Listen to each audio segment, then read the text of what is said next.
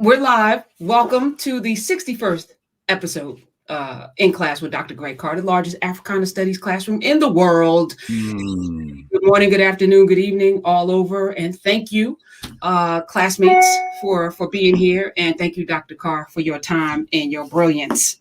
No, thank you. I am so glad to be here. You said that we got some folks we didn't even know were been listening in, huh? So some people may not know, but I do this little radio show on Sirius XM, Monday. All over the known universe. I mean, little something, little something, 3 hours a day, and you're in such a blinders, you got your blinders on. And so the first person pops in, and I was excited to speak with him because we just seen that versus with Earth, Wind, and Fire versus the Isley Brothers. So I'm like giddy, and Philip Bailey pops in and he's like, I'm fanning out right now. I can't believe I'm talking to you. And I'm like, oh, what? Somebody behind me, right? Yeah, exactly. And he said, Dr. Greg Carr and you on Saturdays. Yeah, so I was like, wait a minute. Yeah, every Saturday, my wife and I, Valerie, we tune in. And let me just say happy birthday, Philip Bailey. Happy birthday, brother. Singer. Happy birthday, as he said. Happy birthday, yes. Philip Bailey. God bless you. Thank you. It warmed my heart in a way that I didn't expect because it's humbling. It's like, wow, people actually watching this. And then I had LaChance from the color, Broadway Tony Award winner, same energy. And then the cap, Tonya Pinkins, another Broadway child. So she was like, oh my God. And then she backslapped me, right? Because she said, she has a new movie out called The Red Pill. And she's got all this allegorical stuff in there and it's horror genre. And she said, there's one piece in there that I know only intellectuals like Dr. Carr would. And I was like, then I got out my feelings because I was like, okay, she's right. She's right. The man is brilliant. No, she was all of us. It's there for all of us to get. No, shame. Listen, there's so much stuff I don't know that I'm happy to be here to pick up any breadcrumbs you drop and anybody else drop. So thank you.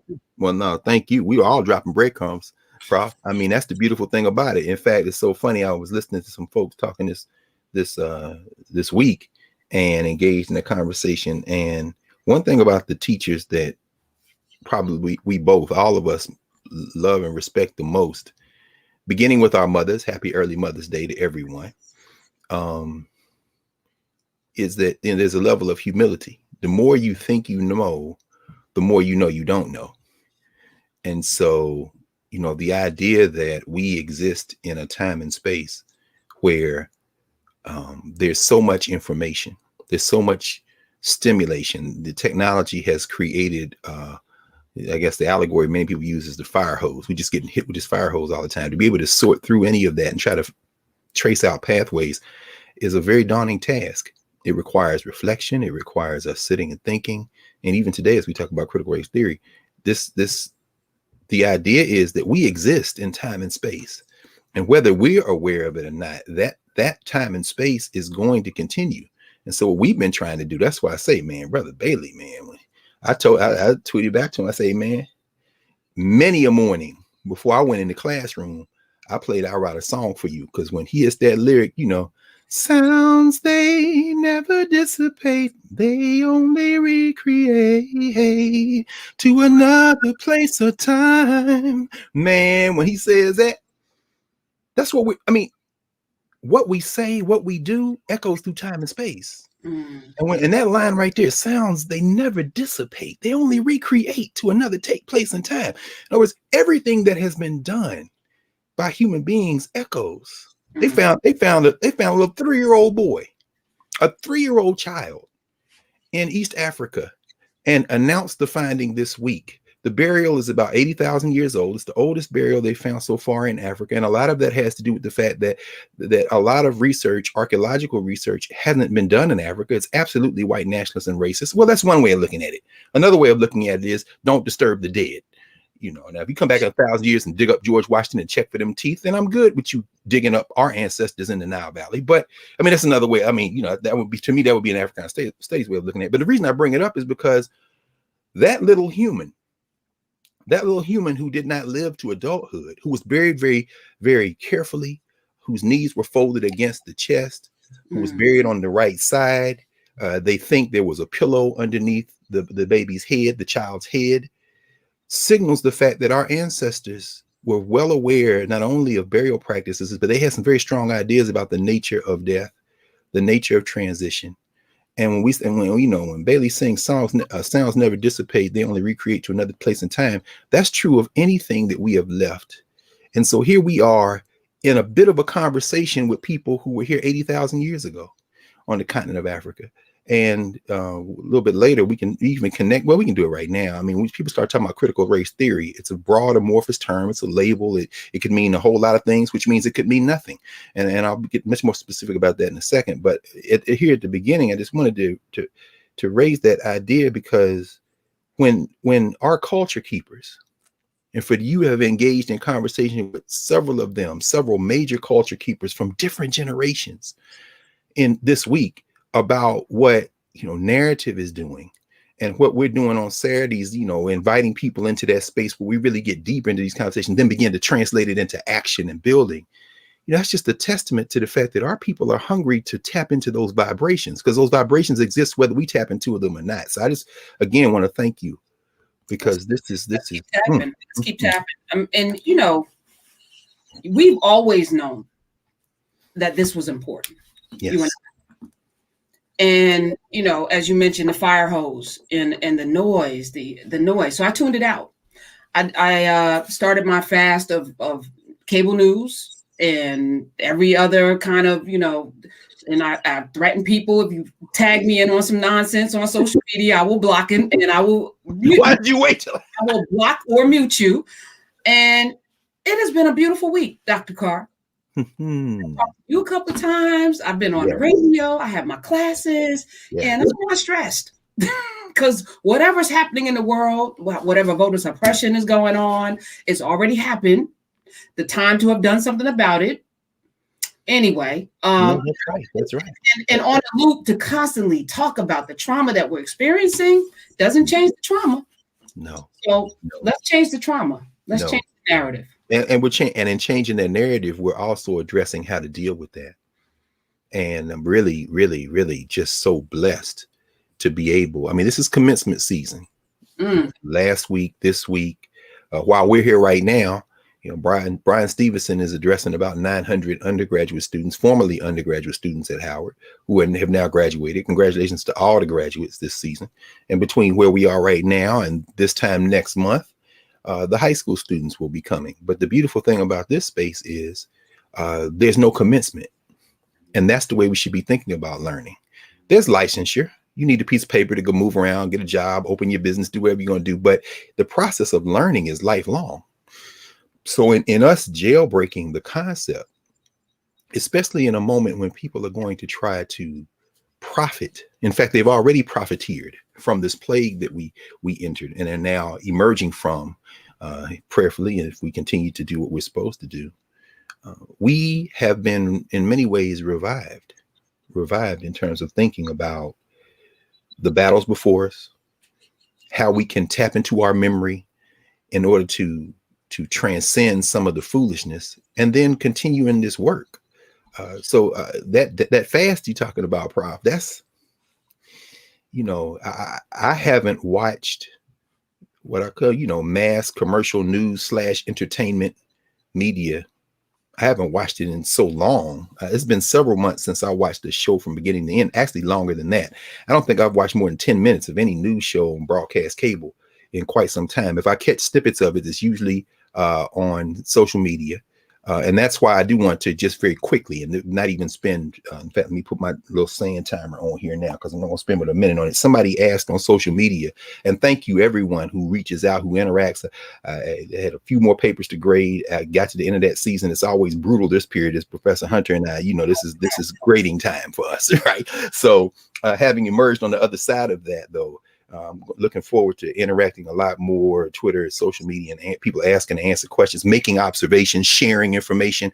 And one link that was shared I guess it was yesterday, somebody shared a little bit of a snippet of a conversation between Charles Blow and Ben Jealous, former executive director of the NAACP, on the Section 5 of the Voting Rights Act, which is moot for all intents and purposes. It's intact, but moot because in 2013, Shelby County versus Holder, the Supreme Court destroyed Section 4B of the Voting Rights Act. And I'll just for very quickly refresher for folks who won't get too deep in the weeds, because we're going to talk a lot about the law with critical race theory, but not so heavy. In fact, Professor Hunter, as I was thinking about this week, we talked, in the middle of the week, and then everybody's talking about critical race theory. We've seen it everywhere. So, let's talk about that on Saturday. And I thought about it. I said, you know what? This is a perfect topic. So for those of you who haven't signed up for Narrative, whether you do it for the whole year or you can do it month by month, there's a month by month option. Come on over there, because we can. And you and I are going to spend more time there than on social media. So there's burgeoning groups of folk. They're having conversations. You and I are going to join as soon as our schedule frees up a little bit, which will be for me in a couple of weeks. You are done after this week coming up, and I'm jealous. But yeah, we'll be in there doing that. But we also had a conversation that will be showing up in Narrative on the Falcon and the Winter Soldier. So all the little groups in there, y'all comic book folk. We had a nice conversation that will be showing up. Yeah. Right. So yes, definitely. Right. All right. We talked this week. No. That's good. We talked this week about that, right? And that's exclusively on Narrative, and that one's worth. I mean, we've talked about it a couple of times here, but over there we really got a chance to stretch out, and it's very interesting and important. There's been a lot of conversation, and it's funny how the conversations we have, we're mirroring some conversations that are taking place other places. We're influencing conversations that people are having, and that's what you really want. You want ultimately everybody to be in dialogue, and then everybody to act collectively, because we're not going to get out of this acting as individuals. So that's very important. No, so yes, so facts indeed. So so we get over the Narrative. I mean, it'd be interesting to convene some folk who have been working through this question of voting rights and act, who've been doing this work on the ground. I mean, many times you talked to Cliff and Latosha, and I saw Latosha on BNC on Black News Channel for a second. But anyway, very quickly, in 2013, the Supreme Court of the United States, doing the job of white nationalism, kicked the teeth out of the Voting Rights Act by kicking out the formula in Section 4B that was used for determining whether or not states or voting districts had engaged in discriminatory practice, racial discrimination. And just for this used to go around every few years. They're going to take our voting rights away. The right to vote for U.S. citizens was established with the 15th Amendment to the United States Constitution. It was burnished subsequently by the 19th Amendment, although if you read, as my colleague Valethia Watkins Beatty always reminds us, a brilliant sister, one of the most brilliant. In fact, I'm going to come back to Valethia in a second. We start talking about CRT. As she reminds us, there's no gendered language in the 15th Amendment. It doesn't say men. So, the idea that you would even need a 19th Amendment, again, speaks to interpretation. It doesn't speak to a plain language reading of the statute. But the right to vote is firmly established in that 15th Amendment in terms of not being able to deny the right to vote. That having been said, Congress is then authorized. In fact, I search around. I usually keep a copy of the Constitution around. As Gil Scott Heron said, the Constitution, a noble piece of paper. But that's all it is. Until you put teeth in it. But at any rate, Congress is authorized then to pass legislation to uphold, protect, defend those rights. So the Voting Rights Act of 1965 was a piece of legislation that is designed to enhance, protect, defend the right to vote in the 15th Amendment, as well as equal protection under the law in the 14th Amendment. And so what you see then is the Voting Rights Act was passed in 1965. It was reauthorized in 1970 by Congress, reauthorized in 1975, 1982, and in 2006. It was after it was reauthorized in 2006. These are by overwhelming majorities, so-called bipartisan majorities. 2006.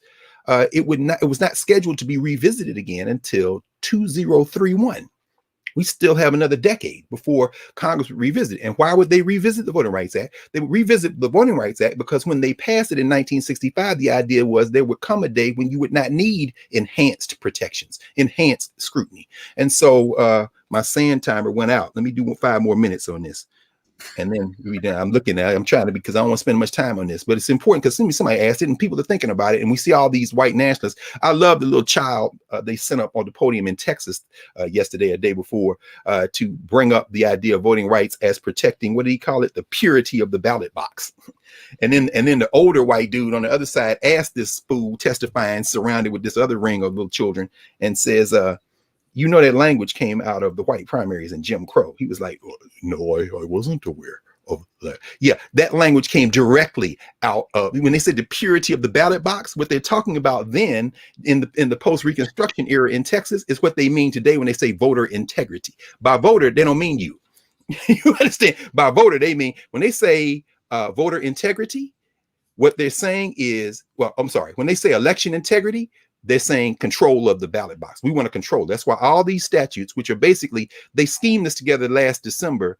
ALEC had a meeting, the American Legislative Executive Council. They met Ken Blackwell, that Negro from Ohio. If you remember John Kerry versus George Bush in 2004, there's still people who say they stole Ohio, but Ken Blackwell, the black dude, was the Secretary of State in Ohio. Let me not get too far off this. Anyway, they met in December to consider, put together a task force, and they were drafting model legislation. That's what they do with ALEC. So when you see a bill in Georgia, and the bill in Florida looks like the one in Georgia, and the one in Texas looks like the one in Florida and Georgia, that's because they drafted it all together. Hans von Spakovsky, which is one of the evil genius minds who was involved in the North Carolina rob, a rob so nefarious that even the courts, as they are tilting rightward, said, this is too bald-faced. This is surgical. That was the language the Supreme Court used. But at any rate, in trying to eliminate black voters, non-white voters, particularly black voters.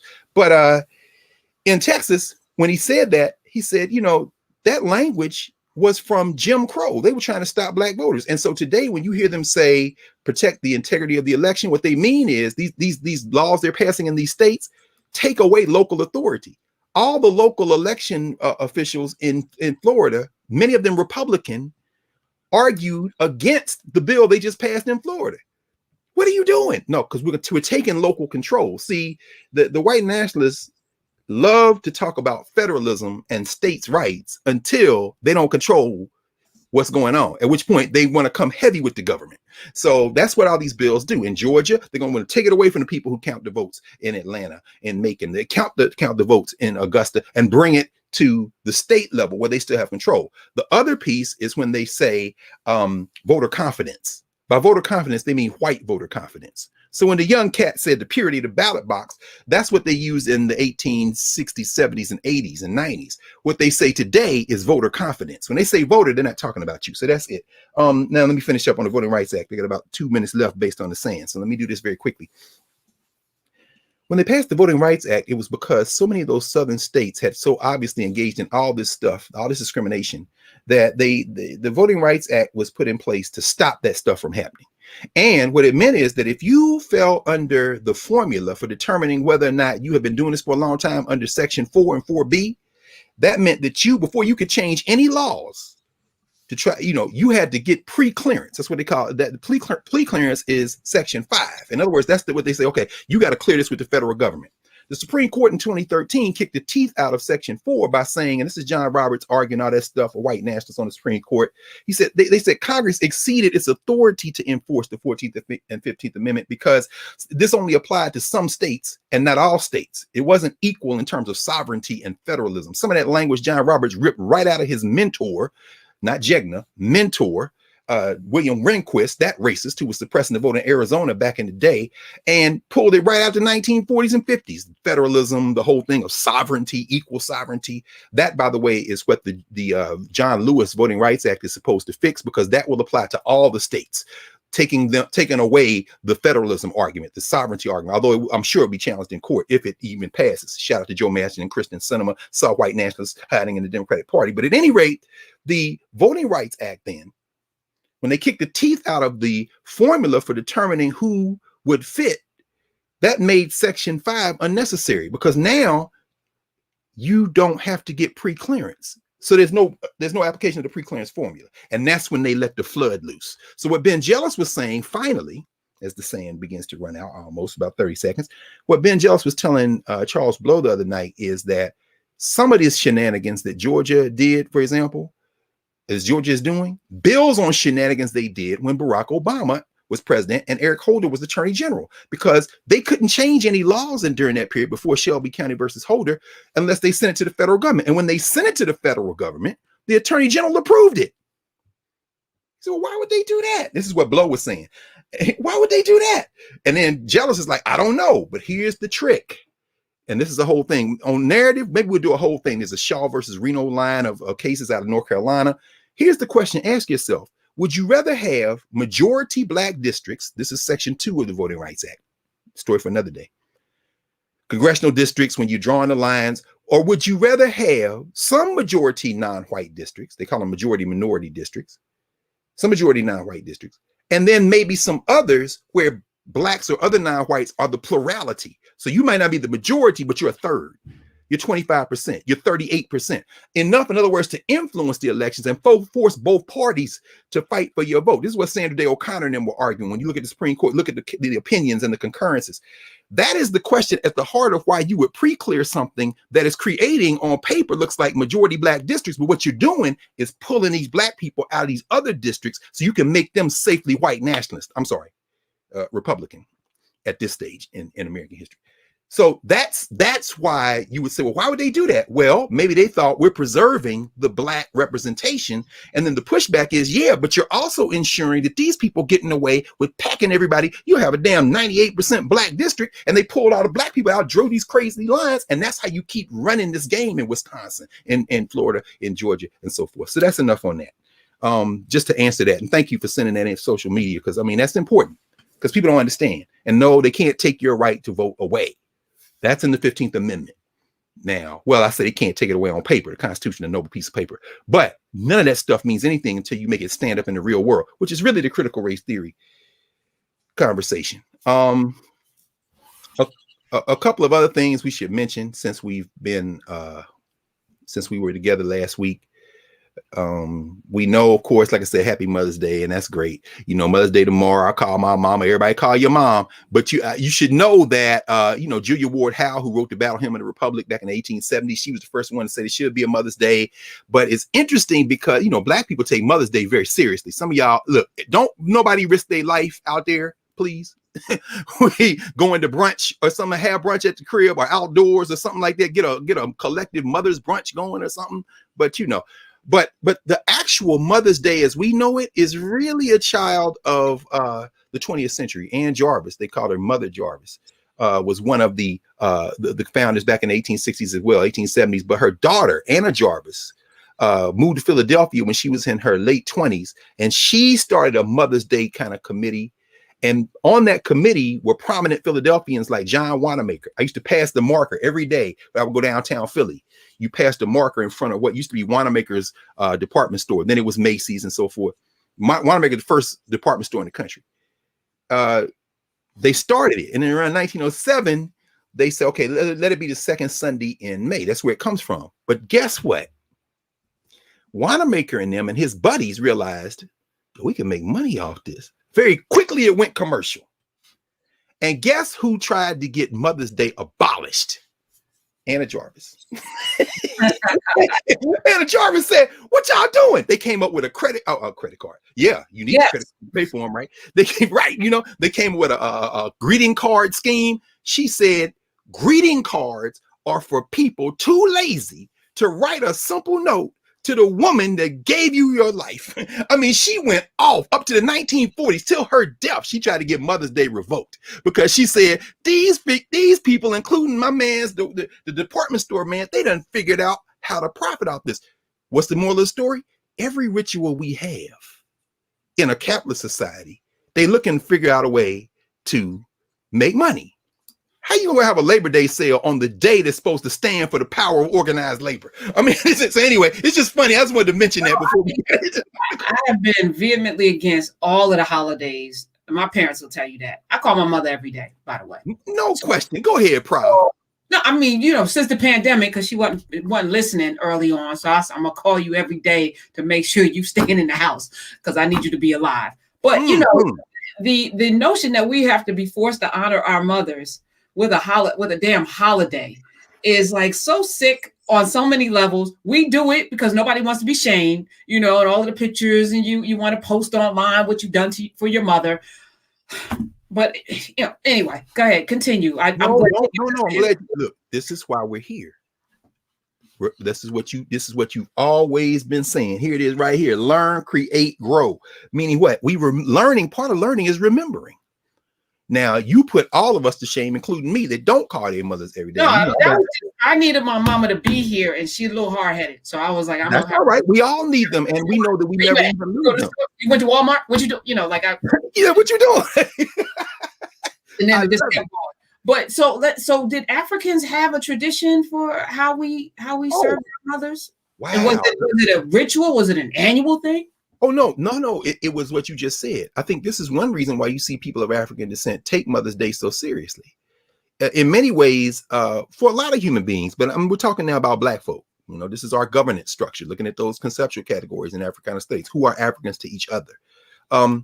We just what would the kids say? Put it on fleck, or we just go out. We go all out on Mother's Day because it's like an enhanced expression of what many Black people do every day. That's exactly right. And so the ritual just assumes another level. We just take it to another level, and very quickly. I mean, it's interesting as we're thinking about this. By the way, we have these live conversations. We're over here, and often what we talk about ends up remixing the title of what we came in to talk about. So I expect Mother's Day might get in this a little bit. But in terms of a Mother's Day, no, there's no there are ritual days, of course, throughout the human culture. But when you look at, for example, and I just use a couple of very quick examples, because we got Dr. Beatty geared up on the narrative side, and his knowledge, not only in teaching Egyptian language, but studying Egyptian culture. He's part of that configuration of African people who have been doing that in an unbroken line since the 19th century. So he could really get into this. One of the words for mother, in fact, the principal word for mother in ancient Egyptian language in hieroglyphs was mut. We spell it M-U-T. We don't know how it sounded. You can look at the cognate languages, try to figure it out, Coptic and others, and then the languages spoken in the Nile Valley. But mut means mother. Formation, it's a bird figure when you see it. Mut. They would define the bird as a vulture, but kind of the mother figure. You see this huge bird, and you often see the bird on the top of temples going on the ceiling. You see mut coming across. Mut Nefertari, for example, Mother Nefertari, who was a major Kemetic ruler, ruler consort. You see Nefertari, the wife of Ramses II. But Mut Nefertari, you see mother. Mut is the sky. That's the whole point. So the thing that allows us to have oxygen to breathe, the thing that protects us from the harsh elements, not just the cover, but literally the womb of the earth, Mut. You see the sky. So, it doesn't get any deeper than that. And Mut is in fact, one of the oldest expressions of divinity in world history, because the Egyptians are one of the oldest in history, and she's one of the oldest in the Egyptian pantheon. By pantheon, I mean expressions of the divine. There's only one notion of a creator in these African traditions. You see this question of motherhood. In fact, the great Nigerian scholar, Yoruba scholar, Oyewanke Oyewumi, she wrote a book called What Gender is Motherhood, where she tries to detach and remember, detach from Western notions of motherhood, because motherhood gets demoted in Western cultures. Once you become a mother, you're less attractive, because desire is at the center of this individualistic worldview. You want to have sex. You want somebody to look a certain way. Once they become a mother, you say, oh, you got to keep yourself up. Wait, what are y'all doing? And then no, because one of her arguments is, when you start thinking about motherhood in relation to male, female, or more important, man, woman becomes a social construct that is populated with all these problematic ideas in societies where the material becomes the center of how we perceive reality, and the individualistic expression of desire becomes our reason for being. So you don't want no woman around with no children. What? Who kind of people? You know what? Let me detach from y'all, because y'all crazy. And remember. So when she asks the question, what gender is motherhood? She's really trying to remember that the function of mother is the reason we're having this conversation. Yes, it takes father to reproduce. And so there's a function for father too, a varying function depending on time, space, place, culture. But mother, that's our first home. I mean, literally. So when you see, for example, even in the husband and wife relationship in ancient Egypt, when you see the one the Greeks call Horus, the Kemites would say Heru, when you see his wife, who the Greeks would call I don't forget the Greek names, but they're not easy to call up right quick because I don't use them. But I use them because people have heard them before. The wife of Horus, the wife of Heru, is Hathor. They call her Hathor with the cow horns. But when you see the glyph for Hathor in the Egyptian, it is an encasement. You see Heru, who is a bird, a falcon, and you see this box around Heru, and that is the glyph for Het Heru. Het Heru, the house of Heru, in other words, the universe in which he came into existence and can live, is his wife. Now, that's very different than saying wife. That's my wife. The wife should submit to the husband. Dude, without the Het, without the house, you don't even come into existence. And if you manage the way to get here some kind of way, you ain't got nowhere to stay. You gone as soon as you get here. Do you understand, Heru? So what I'm saying is that when we start thinking about motherhood isn't just about childbearing. Motherhood is about reproducing the next generation and linking the generations through time and space. So it's not just an honored position. It is the essential position. And this isn't and again, we have to stop thinking hierarchically.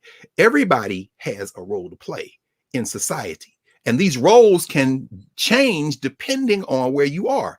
I'll end with this just for now, because I know we weren't supposed to really get into this, but this is the natural order of things. It is the natural. You're right. It's the natural order of things, because we haven't even come across the water. We haven't even come across the water with Oshun. That's why Beyonce, I think, is so fascinated with Oshun. No question. It's why she and Jay-Z, went to Cuba, Santeria, what they doing down there. And then you see all this stuff in Black is King. You see her with the baby. And I mean, all this is very important. You see the yellow. Eliminated as my dear, my former student now, brilliant scholar, Shanice Thompson, wrote her dissertation on that, lemonade and other yellow things, the presence of Oshun, all this, that's whether, and we didn't even talk about Mami Wata. Mami Wata, many of y'all know Mami Wata spread throughout the Caribbean, Latin America, into North America now, coming out of Africa. The whole idea of the mother, water is essential in that piece. You don't see male water expressions of divinity. So Yemaya, Oshun, is very important to understand. Now, contrast that with the West, where every day of the week except one is a Norse god. The reason Marvel is going to have Loki on Disney Plus drop on Wednesday, one of the reasons is the name Wednesday itself is connected to the Norse, is a remix of the name for Loki. You know what I'm saying? And of course, the next day is his brother, Thor's day. You know what I'm saying? So many, but anyway, the point is, where the women? All the women are like Hera. If you got a cow in Kemet, it's Het Heru, right? But if you got a cow in Greece, well, that's Hera tied up to a post so Zeus can take her from behind like it's some kind of point. What? Yeah. See, so Oyewumi is like, let me de-link, because y'all now understand where everything comes from pornography to the idea of unequal pay for women. Y'all got problems. Listen, I was thinking today about the people that don't want to wear masks is why we have venereal disease and all this. Y'all don't want to wear a condom. Y'all don't want to wear a mask. Anyway, okay, go ahead, continue. No. Like we are in this pandemic lasted way longer than it needed to because people didn't want to wear a mask. A mask. Professor Hunter, I'm glad you said that, and please stay there for me, because think about all the people, and everybody listening probably knows somebody, if it's not you, whose allergies got better, who didn't get the flu this year, who all of a sudden recognized that they feel better, their lung capacity is better. Why? Putting that mask on and staying home protected you from all that stuff that if there had never been a COVID, you would have got. Just see how you change your behavior and everything can change. I mean, how many people have you talked to that said, I didn't get sick this week? No. Allergy, and it's your behavior. Yes. You can control. It's weird. You can control. Well, yeah, but the more we know, the more we do better. As your friend, LeVar Burton might remind us, the more we know. The more we know. So yeah, so that's on Mother's Day. We're just a little bit. So happy Mother's Day every day to all the mothers. My own mother, 93. Thank God she has her daughter, my sister, and her children and her brother down there in Houston. safely away from the hillbilly horde that's going to destroy themselves. Oh, I should mention this while we're talking about that, though. Thank God for Gussie and Randy and them down there taking care of my mother, Kathy Carr. Happy early Mother's Day, Mom. But all y'all put them Mother's Day pieces in the YouTube. I'll go back and look in the chat and see how the Happy Mother's Day, because we love celebrating our mothers. So at any rate, I should mention this since I evoked Texas. We just passed Cinco de Mayo, the 5th of May, which is very important. We know that Mexican Independence Day is the 5th of, Mexican Independence Day is September the 16th. Okay. So what is Cinco de Mayo? In fact, let me just show this to you. My very good friends at Zen Education Project, the Zen Education Project, Deborah Mincart and all her good people, all those teachers, thousands of school teachers who unite, who write lesson plans, who share them. Y'all check Zen out. It's very important. They have a great lesson on Cinco de Mayo written by a parent who, Cinco de Mayo is one where sometimes if you're in school, they want you to do a Mexican hat dance and they bring sombreros and piñatas and all that stuff. And she was like offended. She said, we don't do none of that in Mexico. Burritos and tacos. We don't eat tacos. I mean, now, of course, commercialism is everywhere. But what you find is Cinco, in fact, this is a very good book. If you want to read about Cinco de Mayo, start with David Hayes Bautista's book, El Cinco de Mayo, An American Tradition. This is, I think, maybe 2012, University of California Press. University of California. Very interesting because, and this isn't the only one you could talk about, but I'm mentioning it because Cinco de Mayo is an interesting piece. It celebrates something called the Second Battle of Puebla. That was a battle where the Mexican forces, who had engaged in a civil war and then engaged in a civil war to put out the Spanish, they created a space and took their independence in the early 19th century from Spain. They abolished enslavement in Mexico in 1829. And so when those of you who, hoot and holler for the Alamo, remember the Alamo, you should remember the Alamo. Yeah, you should remember the Alamo. Don't remember what they told you in the social structure. This is why people are mad about this critical race theory thing. They're using it as a label for anybody who wants to tell the truth. They don't want truth. You understand? They want election integrity, meaning what? We want control. They want voter confidence, meaning what? Whiteness wants to be able to say, okay, I feel good about this. So when you see Jim Jordan, who can't find a coat, but I understand, corn pone hillbilly out of Ohio. Let me not go too far there because my tongue will get me, I don't want to wrestle with that dude for a couple of reasons. One, I'm not a professional wrestler. Two, I'm not a professional wrestler. One, having gone to Ohio State, I'm thinking, did my career in Ohio State overlap with his time there? Because what you've done, sir, is unspeakable. If there was law in this country, you'd be in jail. But at any rate, Jim Jordan, when you see him talking about they're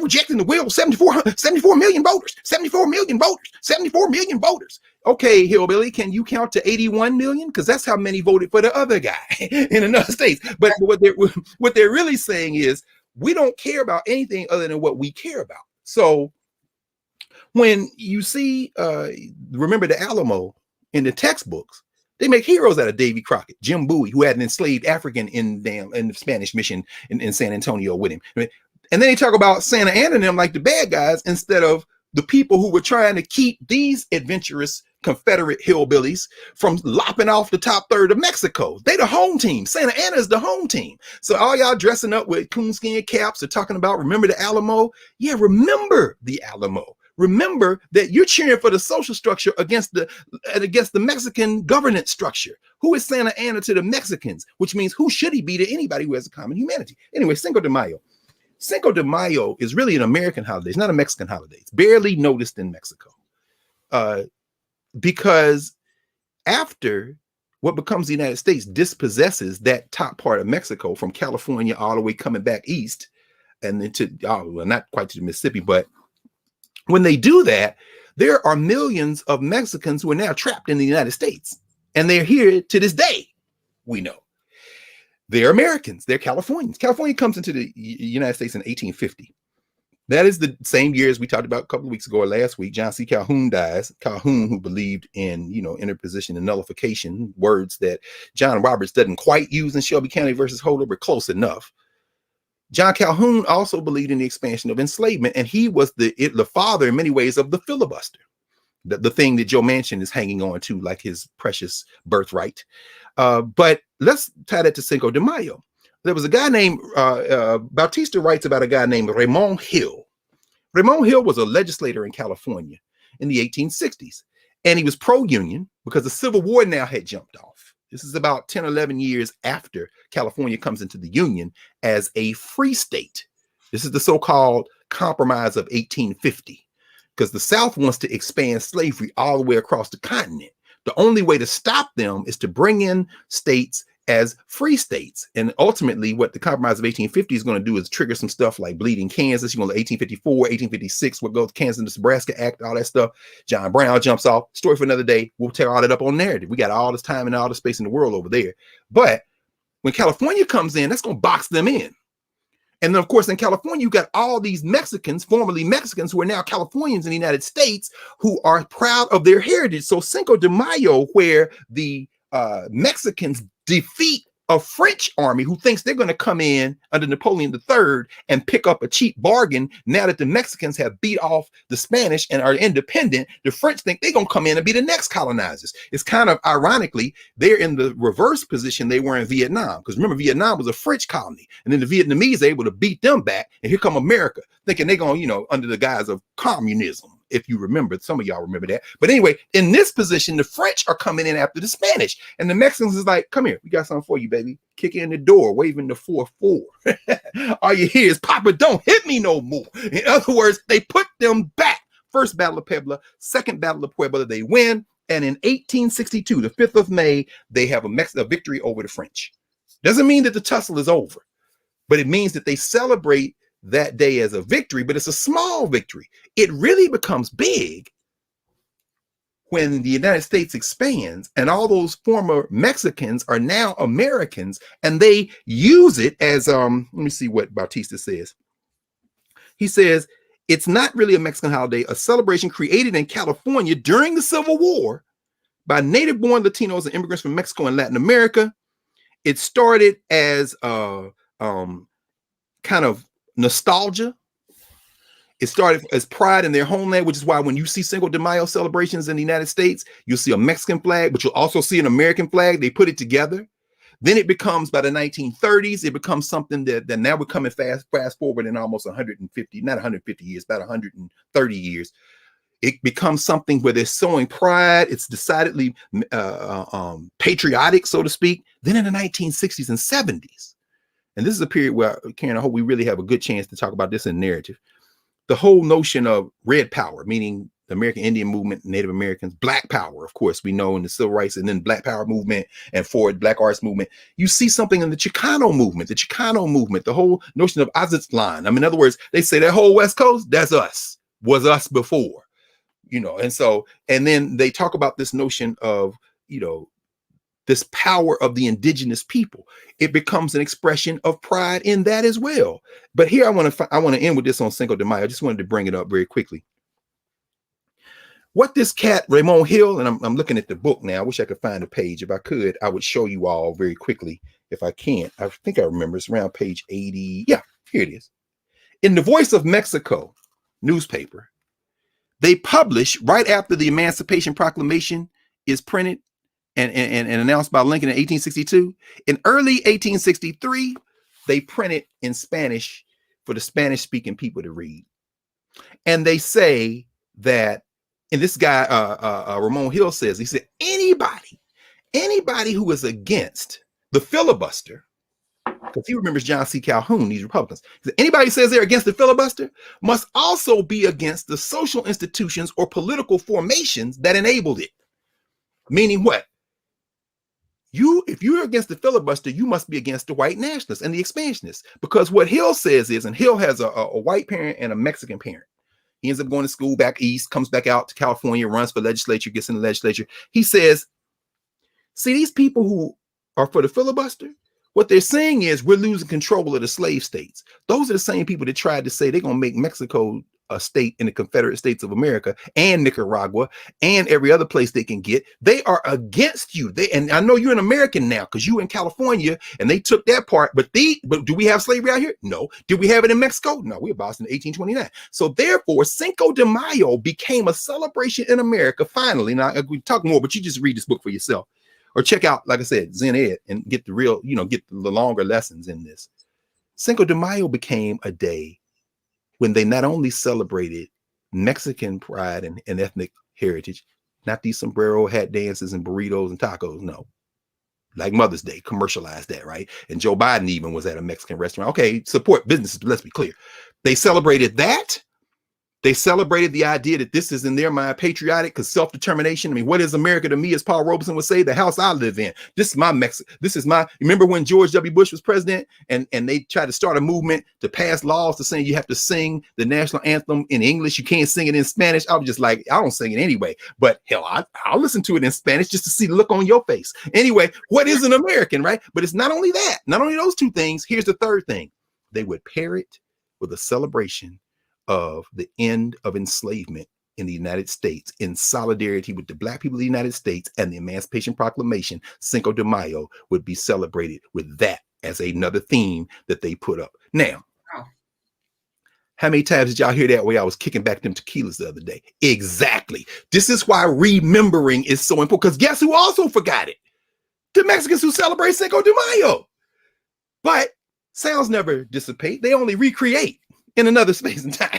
So in other words, we can always recover memory if we pause to remember. So for next Cinco de Mayo, think about maybe we'll have something in narrative, Professor Hunter. By then we have 1 million people, or actually maybe 2 or 3 or 4 or 5 or 10, 15 million. And so we just have the world's biggest Cinco de Mayo conversation on global emancipation movements. And then we're just remixing. Why not? Why not? We can do that now. Okay, so Mother's Day, Cinco de Mayo. Let's get into this critical race theory for a second, because everybody's been talking about it. We know that in narrative, we know that in class here, we know that in our connected universe, as we're jailbreaking this, we are about pouring clean glasses of water. We're about asking that question Sonia Sanchez asked in the early 70s in her play when she said, but how do it free us? So when you see these people losing their mind, and you hear, people like Tucker Carlson voice modulating hadn't quite cracked yet. I mean, at what age does your voice drop? But why are they this critical race theory? It's coming. Let's just pause, because they're two separate things. We're going to talk about what critical race theory is, but we're also going to talk about what the white nationalists are doing. This is something else, and we're going to talk about that only quickly, very quickly, right? And by way of doing this, Prof, I saw you, somebody was on Twitter this week, said, well, y'all talk about this, and I was like, we give 30 seconds, and you was like, nah, maybe 2 seconds or something. So I don't know if I can get it in 2 seconds, but we're not going to deal a whole lot, because what's being ginned up in the commercial media, mass entertainment media, what's being discussed there, what is being promulgated in social media and hyped up, has nothing to do with either critical race theory or any of the things that they're trying to attach to. It doesn't have anything to do with some proposed regulations out of the Department of Education, the U.S. Department of Education, that simply refer to some, 1619 project, some of the work of Ibram Kendi as things that might be useful in helping students think through things. First of all, education is a state and local affair. So let me tell you, as a teacher, and Professor Hunter would tell you this, as any teachers, all the teachers in this room right now, y'all know this. You know that once your door closes, and can't nobody, and I know there are forced test scores, but you go ahead. Why you laughing, Prof? Once that door closes, go ahead. Once that door closes, oh my God, I'm telling you, as somebody who is very proud of the work that we did in Philadelphia to build that high school curriculum, led by Dana King, who's still in. I talked to Dana yesterday, a young brother named Israel Jimenez, brilliant young teacher in Philadelphia. Not starting out now. He's been at it now for well over a decade, doing work. We're now reviving the work in Philadelphia, because here's what happens. Philadelphia has I was talking to my sister in Jamaica, a friend of mine who has worked with Philadelphia Freedom Schools many years, who's a curriculum writer, a master teacher herself, primarily English. And we were talking about curriculum was written in Philadelphia in the late 60s. Philadelphia has an over 50-year history of brilliant educators writing curriculum for African-American subjects. I won't call it African-American studies. I'm very, very, very particular about that. But the work has been done. So even the 1619 project, which makes a very important contribution, is not even new. and in many ways, not nearly as on point as some of the stuff that was written. And, we've talked about that. The stuff is on narrative now. Go back to Carr G. Woodson, all this kind of thing. Anyway, so back to the point. Well, we really need to leave the point. But we wrote that curriculum. We did professional. I hate to call it professional development. I don't like to talk to teachers like that. I'm a teacher. You're a teacher. We're sitting together, working through things together. I'm not, it's not a hierarchical kind of thing. We all learn from each other. But we had sessions with all the teachers. We get it. And then it's in the universe now. So I used to drop in the high schools in Philly, come in the middle of the day. If I was in town, if I wasn't in DC, I'm gonna come do. What y'all doing? What y'all doing? The people, the teachers who we had gone with the curriculum and stuff. Oh yeah. But you go in some classrooms, they showing a video.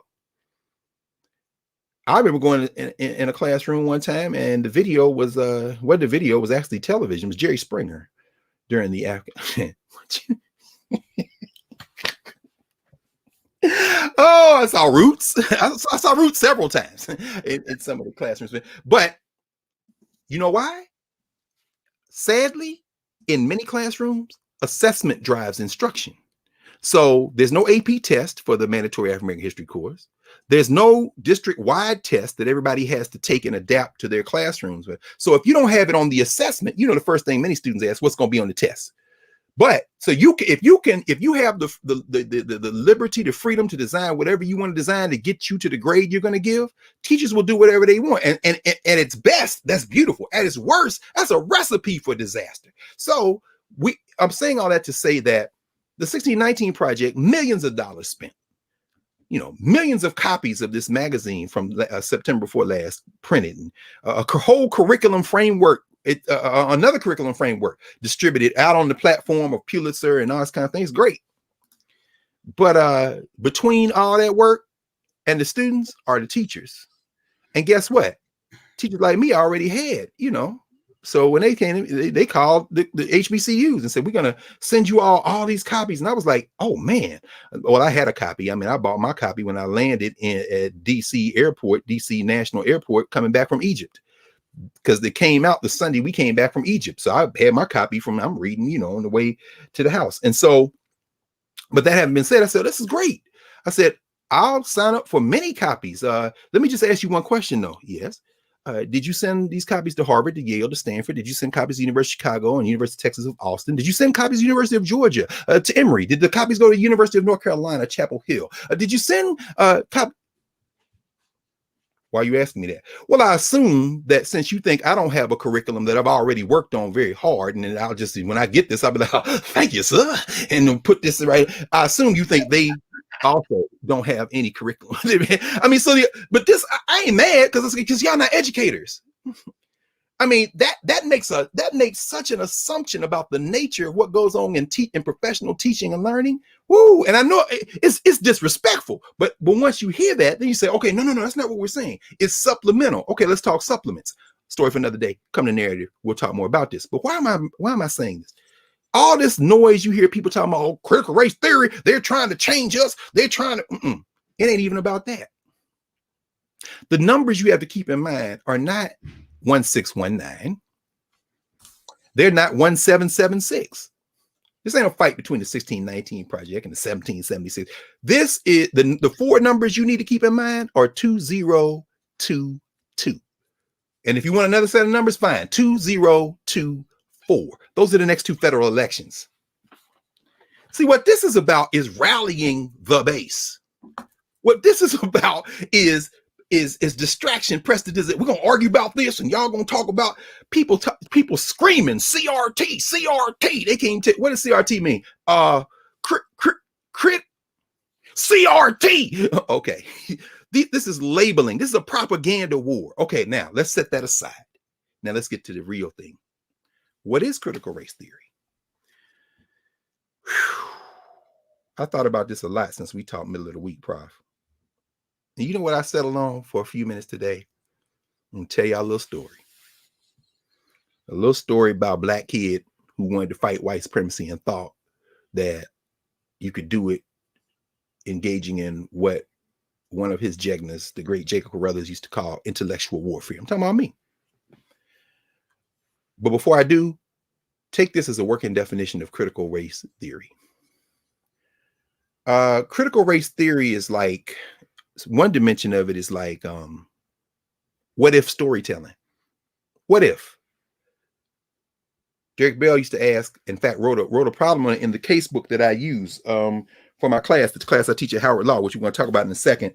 Race, racism, and American law. This is my beat up copy. I got a fresh copy, but I like this one because I done wrote all in the margins. And, you know, textbooks, legal textbooks are already very, very small print. But then I write smaller than that all the way through. So, you know, and I loved the law. I love the law as a concept. Don't mistake that with loving the field of violence called Western jurisprudence.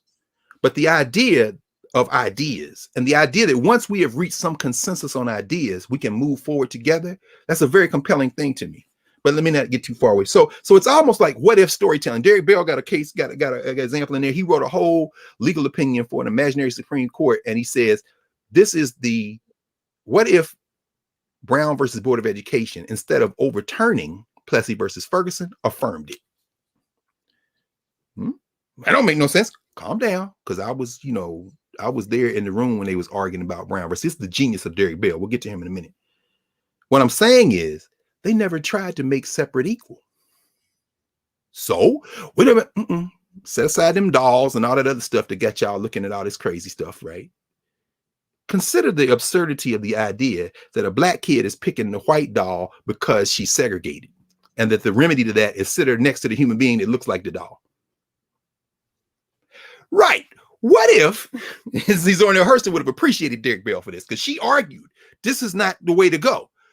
Get rid of Jim Crow for sure, but you're gonna sacrifice the schools, the best of things we do in the schools. We need the equipment, we need the teacher training, we need the equal funding. What we don't need is what might happen, which is they're going to Derek Bell has said, what if the Supreme Court had said, Plessy versus Ferguson is affirmed today, but since we never tried to make separate equal, give those black schools as much money as you give the white schools, and if you don't do it over a 3-year period with integrated oversight boards, you must then integrate immediately. Bell says this does two things. Number one, it gives you a chance to see what would happen if you had the same money. Listen, if the black colleges had the same money as the white colleges, Grambling will be playing Tennessee State or FAM every year in the NCAA championship game. And guess what? That's what Primetime done figured out going down to Jackson State and Eddie George at Tennessee State. Y'all better watch now. This is what Langston Hughes said. Oh, look at the Negro meek in mind. Beware the day they change their mind. In other words, if they start going, Master P's son going to Tennessee State, look, I rep my people here. A&T, Aggie Pride. I ain't mad at y'all. I was with my man Sean Utzi yesterday. Sean Utzi is the outgoing chair. He and I both getting out of these chair positions. Mia Howard, him at Virginia Commonwealth, VCU. That's my man. Sean Utzi and I started at Howard around the same time. And finally he said, I love y'all, but then he went down to Richmond. He's a filmmaker. He did a great film on the burial ground in Richmond. Oh, Karen, you know what? Sean would show that film in narrative. I know he would. He did an incredible documentary film on the history of the Association of Black Psychologists, ABPSI. Brilliant piece of work. Oh, I know he would. And he's now working on a documentary on the history of Black studies. He came up with his son, his young son, Nana. His wife is Ghanaian. So that's their boy, Nana, who is, how old is Nana? I think 12 or 13. He came up yesterday. So I had to mask up and go down to Sankofa and get with them. We did an interview for the history of Black studies, and we were talking, and he went to A&T. See, I'm like, man, you repping your A&T stuff? He said, I was like, where you get that from? He said, oh man, I got it at homecoming. I said, you know what? Let me rep some Aggie Pride. I got an A&T shirt back in the back, so I put this on. A&T has raised almost $90 million this year. Mm-hmm. It's the largest HBCU in the country. And you know, I joke with the young people at Howard. I said, you know, Howard, Spelman, Morehouse, I love our Fisk in my hometown. All these are private HBCUs. I'm a state HBCU Negro. I'm a field Negro. So I know, hey, I rep, you know, Howard, y'all, when y'all say HU, you know, that blue and white is teaching y'all is Tennessee State. So understand, I believe that there's all one big HBCU with 103 or 4 different locations. So, you know, I know y'all like to hear that, but but I don't care, because I've been around long enough to understand. So what you see then is that thinking about how these black colleges could get funding and compete, thinking about K-12 education if it had the same funding, What Bell does in this what if storytelling is force us out of the way we've been taught the stuff long enough to step back and say, I never thought about that.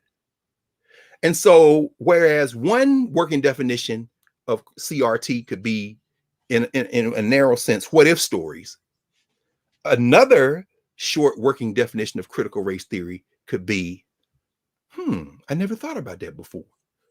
Theory, writing, teaching that makes you say, I never thought about that before, by forcing you to step out of what you've been taught.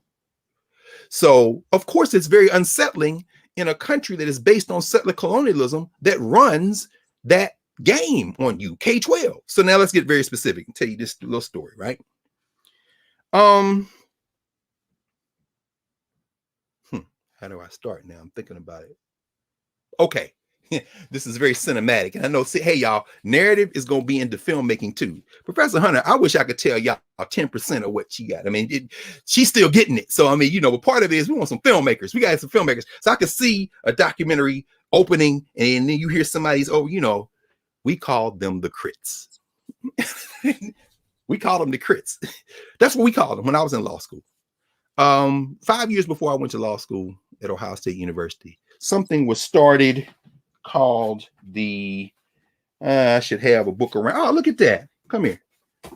Something was started called the Federalist Society. Y'all heard of Federalist Society? Mm-hmm.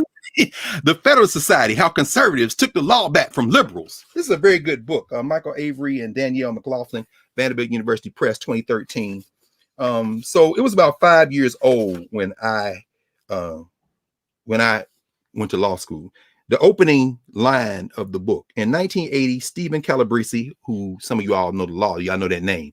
Stephen Calabrese, Lee Lieberman, and David McIntosh were young conservative law students. Calabrese at Yale, Lieberman and McIntosh at the University of Chicago, alienated from the prevailing political orientation of their classmates in their schools. Goes on. They're alienated. Now that's interesting, because those schools they named, and maybe we'll get into this. I see. I got my eye on the clock. I don't want to go too far, but I think it's good. Because, I don't know that, a narrative we could really stretch out. This could be something. And I teach at Howard Law School, but I do not teach critical race theory. I don't teach a critical race theory class. The name of my class is Race, Law, and Change. And I think a lot of the law students think it might be a critical race theory class, but for reasons that will become clear in a second, it's not. Although we do cover parts of critical race theory. It's not anchored in critical race theory. It's interesting because those schools, Yale, U of Chicago, later we may talk about Harvard, University of California, Berkeley. In fact, I think I pulled, look at that. I sure did. Okay, good. All right. Those schools are engaged in intellectual warfare in the 1960s and 70s.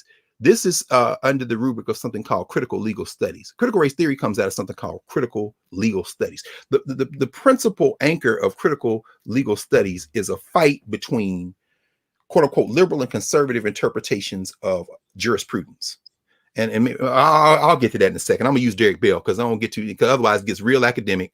So let me just continue the story. We call them the crits. I get to law school in 1987, but who am I? Who is Professor Hunter?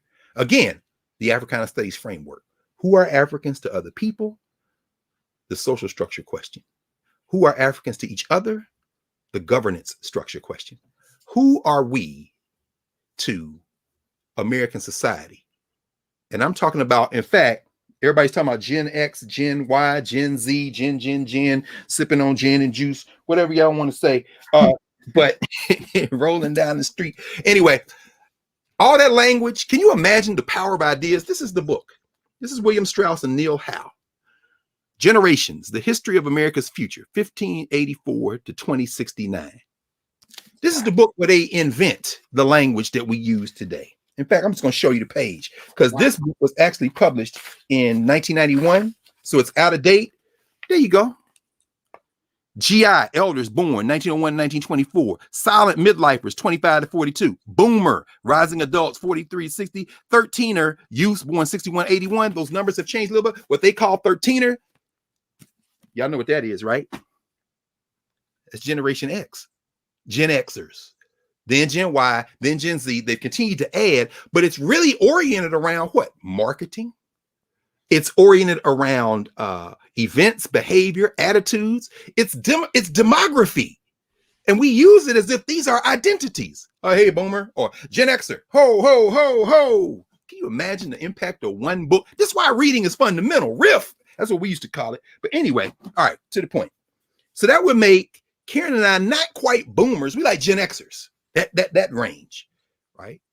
My buddy Bakari Katwana, my dear friend Bakari Katwana, wrote the book The Hip Hop Generation, and Jeff Chang and them cats, man, and Davey D. Cook, who remixed Can't Stop, Won't Stop, an excellent history of the hip hop generation. I'm saying, what is the hip hop generation? Well, it's people born around 1965.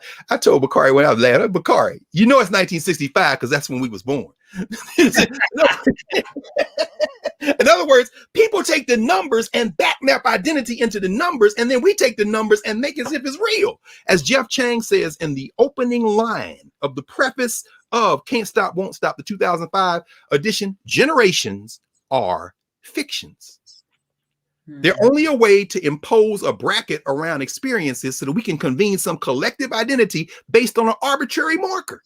Just think about that next time. Oh, you're a Gen Xer. You wouldn't understand. Oh, you're a millennial. You went, why y'all? You? All right, pause. All right. But technically, in terms of labeling, we'd be Gen Xers, right? So, okay. Who else are we to the social structure? We are the shock troops of Brown versus Board of Education. I'll never forget my dear friend, Lisa Crooms Robinson, who is a professor at Howard University Law School, one of the most brilliant, people you ever want to meet.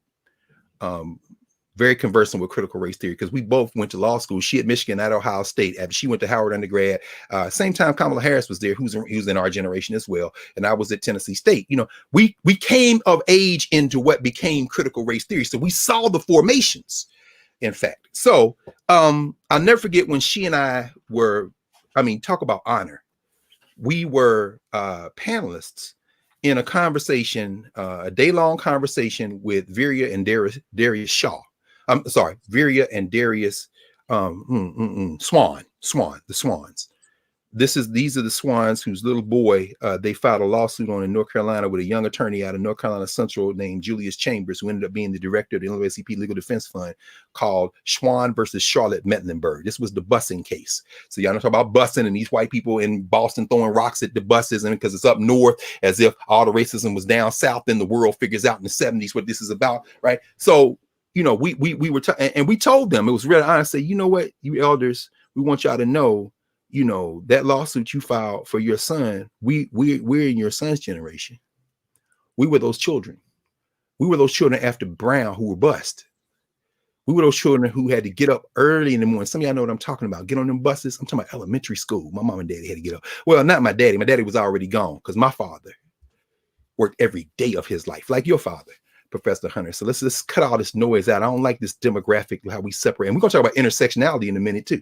This demographic slicing and then inhabiting identities as if that demographic slicing somehow is the lived experiences of human beings. No.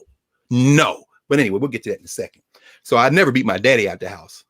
That Negro, in the years before we got a car, he'd get up and walk all the way across Nashville to get to work. He was never late. He had 6 a.m. shift at the Veterans Administration Hospital and Dietech Services, my daddy. So yeah, I never beat him up, but I was up right after him because soon, he leave the house, it's like time for us to get over because that bus is coming and we got to ride like 45 minutes out here to the suburbs to be bused. To a school that looks nothing like my neighborhood, nothing like my church, nothing like the community center, nothing like my baseball team, nothing like what the boys we used to ride bikes with and go get our comic books. But I'm out here in the middle of nowhere. Then come home to my Billy got a pony. When can we get a pony? And my father. Some of y'all came back with them absurd requests. And for a man that worked as hard as my daddy did, to be able to give him that amount of pleasure, to laugh. Okay, where we gonna put him? Yeah, I'll buy you a pony. As soon as you come with half the money. And in other words, the retorts of, I wish we had, in fact, narrative folk, create a group and put together folk sayings of Black parents, and then let's publish the book. Because I promise you, Black parents got the best. Anyway, this is the best responses to crazy Black children requests I've ever heard. Anyway, so, but that's because of busing. Because now we up here cheek to jowl with these people who live in the suburbs, right? Ainsley, what's Ainsley's last name? Oh my gosh, she wrote a whole history of Nashville desegregation. Ainsley T. Erickson. I'll never be able to get to the book. It's over here. See, y'all, this is a little bit all that, but y'all ain't never gonna see that. Anyway, the point is that Ainsley Erickson, get her book. I've never met her, corresponded with her, a little bit, social media, because my older cousins, Ethel, especially I think about my cousin Ethel, who my Uncle Virgil, now an ancestor, walked by the hand when she had to go her first day of school, and the National Tennessean and the Nashville Banner taking these pictures of these little black children and their parents, walking them in these hostile white crowds. I mean, so it didn't just happen in Little Rock. Let's be very clear about that. So, and they're coming out of these black schools where they were very proud of their schools. In Nashville, it was Meg's. In Nashville, it was Cameron High School. And, so we talked about before in Little Rock, it ain't just the Little Rock 9. No, they came out of Horace Mann, which was the school that was built, a brand new school that was the successor of Paul Lawrence Dunbar. And before that, they were at Mifflin Gibbs. Go look up Mifflin Gibbs, Gibbs, Judge Gibbs. Brilliant brother. That was the elementary school in Little Rock. Black people didn't just drop out the sky and walk into Little Rock High School. That's the social structure story. And that's the same story that has people like me and Lisa and Karen. We're the shock troops of brown. We're expected to be the brand ambassadors for blackness now. And as they say here, you used to say, you get your children up, you get them fed, you get them washed up, you get them up, you put them on the bus, and you send them to war every day. Then they come home. You don't ask them how was the war. You say, how was school? And they tell you about war stories. The teacher didn't call on me. Or, yeah, I don't know why. And then you say, okay, well, just, try harder, do what the teacher says. And you send them back to war. Except black parents found out quick. Some of these teachers don't like our students, don't like our children. And then the poor black teachers, some of them from them formerly segregated schools that they cherry pick and bring in because they want the best black teachers to teach their children. But then you got the racism those teachers have to put. And Karen, I know you know this, sis. Anybody who's ever been a teacher who a student came back to you years later and apologized because they became a teacher. It's only when you're on the teaching side that you really understand. I think about Miss Hill. I think about Miss Baines. I think about Milton Kennerly. I think about all the black teachers I saw sprinkled in there. And now as a teacher myself and a grown man and a scholar and a student, I understand an echo of some of the battles they had. And even the white teachers who we would call allies now, who were in those buildings, who we look at now, and I say, Elizabeth Bivens, Robert Rice, I'm thinking about, these are white teachers who was like, nah, these children, and then some of the hate they got from some of what my mom used to call them the diehards. Diehards, black people in the South too, there's another group. Come up with all the names we have for white people that people think, no, y'all think it was like Cracker Peck. Oh no, you can have a whole lexicon. No curse words, no slurs, no epithets. But the names, those die hard. My mama, they come out parent teacher night. How they go? Well, that's an old die hard over there. In other words, that attitude going to die hard, but it's okay because I'm going to kill it and you're going to help. Meaning what? Our job was school. We're the brand ambassadors for the race. We carrying the whole damn race on the back, 8 years old. Didn't know that we was carrying the whole race on the back. We were just told what y'all heard, be twice as good. That comes in that generation of brown. So anyway, how's that do with critical race theory? Well, after coming out of that situation, which was only made possible because of Brown versus Board of Education, the lawyers who argued Brown, the black scholars who thought about Brown, by the time I come along and start going to elementary school in the 1970s, some of them are beginning to think about whether or not that was the best thing to do. What happened between 1955 and 1970? Well, 54 Brown, 55 the remedy phase, Brown 2, all deliberate speed. And so how long do we have to do this? Well, take all deliberate speed, which means they stalled like hell and took them a decade until Swan versus Charlotte Mecklenburg really kind of breaks that.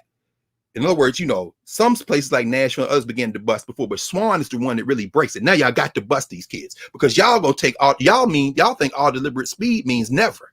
That's why Bell writes what if they said y'all got 3 years and if you don't do it immediately, what Bell was really saying in part is we're gonna use your white nationalism against you. You don't want to go to school with them? Give them the money. Let them have a bag. Oh, you don't want them to have a bag? Now they next to you. And we can say how racist you are, your whiteness of your life. And he's gambling, probably they would have picked their whiteness and we would have got all the money and you would have seen Morgan State versus North Carolina Central every year in the NC2A championships in every sport, and all those people, we would have them also on the honor roll. Come on, understand, this ain't just about athletics. You know, I mean, it is at revenue generating black places like the University of Alabama. I mean, you know, we love you till you step off the field or get injured, at which point you revert back to what you always were. But at any rate, what we see then is those lawyers start thinking about it, and these legal minds start thinking about it, and they're saying, you know, this ain't working out the way we want it. But between 54, 55, and 70, and the 70s, you get the Civil Rights Act of 1964, particularly Title VI. We'll come back to in a minute, because that's the one that says you got to, in order to support the 14th Amendment, equal protection and due process under the law, you've got to be able to protect these people's capacity to not be discriminated against. And that has all kind of implications for higher education, which is one of the reasons I went to law school, which is why let me fast forward to this. So made it through high school. Grades were okay, wasn't that serious, but you know, okay. Went to Tennessee State because they had a great marching band. It's at home. And I wanted to be in the band. I was, you know, playing musical. I'm on, you know, HBCU marching bands. Come on now. Got to Tennessee State and thrived. I never forget. Turned in my application. Had open admissions. I think the admissions, you paid $5 to submit your application to Tennessee State, and the tuition was so low at that time. I was working at Wendy's. I mean, you know, I could pay my tuition. My parents would help, but you know, I could pay too. I mean, so and then I said, okay. When I remember, I turned in my application. I stood on the steps of the student center, and I thought to myself, my GPA is 0.0. If I get in, oh, you gonna get in because it had open admissions, meaning it ain't that hard to get in. Okay, so I'm gonna have a scholarship after my first year, and I did, no question. Because see, here's the thing about it, y'all. Everybody know. Don't nobody ask you your GPA in high school once you get into college. Nobody asks you your GPA in your graduate program once you get into the graduate program. Nobody asks your GPA in law school once you get into law school or medical school or dental school. These are sequential things, and then you get to reset. And some of y'all really know, because y'all get real new when you go to college. Change how you pronounce your name. You change your accent. I mean, you know, but it's what young people do, right? So I'm standing there like, wow, those 4 years are why I'm in this conversation right now. Because I was blessed to get that last generation of the master teachers who came out of the Jim Crow South. And let me tell you about that very quickly, because at Tennessee State,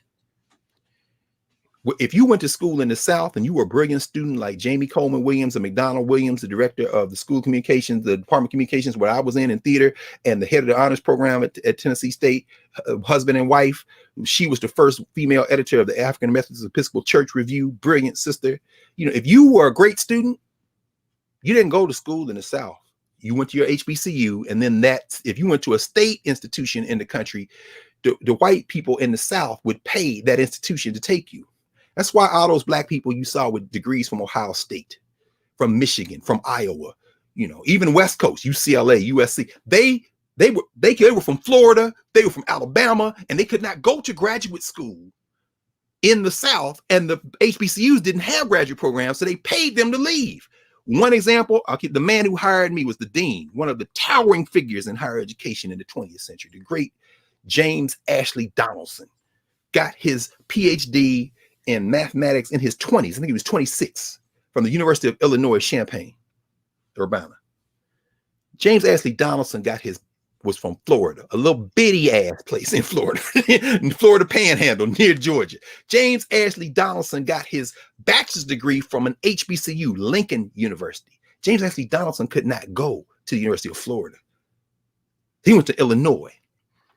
Brilliant, was the founder, along with his comrades, of the PhD program in mathematics at Howard University, became the chair of the Department of Mathematics, left there on leave to go to his alma mater to be the interim president to run Lincoln University while they did a presidential search. He just made transition just before COVID.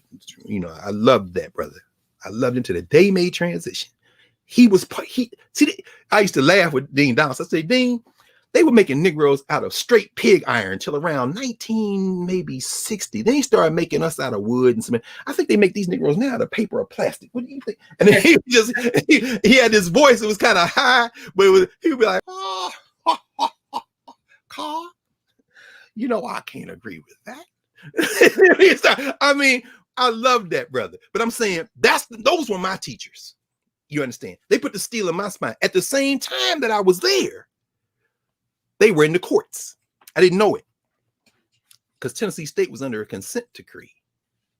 What is that? At the district court level, that means that you got a federal judge supervising an agreement and an argument. Why? Because there was a case filed in the late 1960s by a sister named Rita Sanders Geyer. I got to meet Rita Geyer as well. I was on a panel with her I think it was the 50th anniversary of the Geyer filing.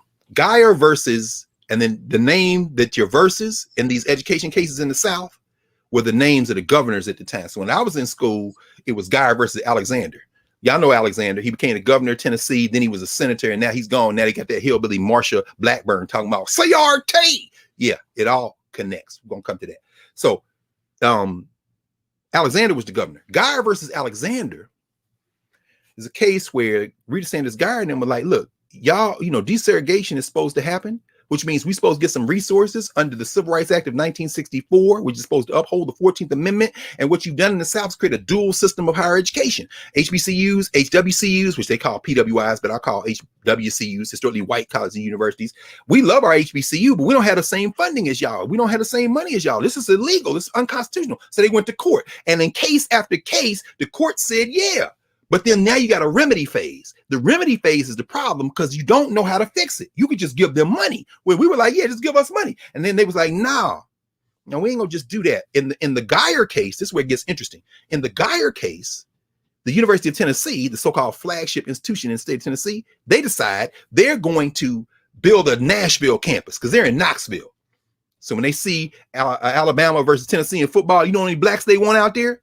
Is them Negroes running up and down the field. And if you want to see something to raise the hair on the back of your neck and scare the hell out of you, find yourself in East Tennessee in Knoxville, Neyland Stadium on a Saturday night and 100,000 people. Rocky Top, you'll always be home sweet home to me. Then they hit the rebel yell. Whoa! Ooh, Rocky Top. Just a lynch mob.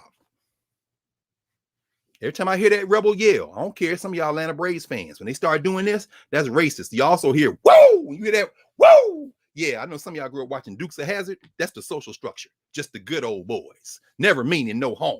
With a rebel flag on the top of their damn car. They brainwashed a generation of black children, thinking y'all was going to ride in the General Lee. Anyway, University of Tennessee said, we're going to start a campus in Nashville. We got Tennessee State. It's in the state capital. Y'all can go to Tennessee State. No, we think, what? That's a dual system of higher education. They go to court, Geyer sues.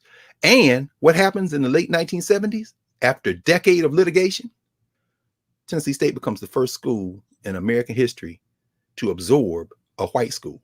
The University of Tennessee campus is absorbed by Tennessee State and becomes the Tennessee State University downtown campus, and they rename it. I was actually student body president the year they renamed it. This was 1987.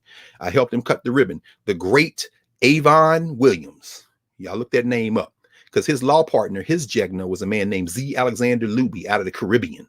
Z. Alexander Luby is the reason that I grew up in the house I grew up in South Nashville, because they sold it to my father, and then the white man sold it to a white man after he sold it to my father, and Luby had to go to court and get it because they would have had a restrictive covenant. You can't sell to blacks. This kind of thing had to break the restrictive covenant. That's a whole nother line of cases, Shelley versus Kramer and others. Long story short, these guys were civil rights heroes. In fact, Luby was such a figure. They bombed his house. It was across the street from Fisk University, still there. They bombed Luby's house. He and his wife were in the back. They blew up the front. If he'd have been in the front, he'd been dead. They hated Luby. So, hey, I see Ben Crump and these cats, and I said, listen, you want to impress me? You stand up and sound like Z. Alexander Luby and Avon N. Williams, who became a state senator, who I think it was, it wasn't Alzheimer's. He had a very crippling disease. It impacted his speech, and he was in a wheelchair when I met him. And I helped him I was along with the others who helped him cut the ribbon on the downtown campus. They hated Avon Williams in Nashville because he was a brilliant lawyer. And I remember his law partner was named David Dinkins at that time. And not David Dinkins. His last name was Dinkins. I can't think of his first name. And that's probably good because I'm going to catch myself now. And I'm mindful of the clock. We keep going because critical race theory, we haven't left it. We haven't gotten to it. But watch how all this stuff converges. These lawyers after Brown, in the decade between the 15 years between Brown and the 1970s, you see these major civil rights legislation victories, all connected to those constitutional amendments. The 14th Amendment, Civil Rights Act of 1964. You've got to have these protections, including Title VI, which applies to higher education. You can't discriminate against them. You got to get them funding, all this kind of thing, right? The 15th Amendment, the right to vote, the Voting Rights Act of 1965.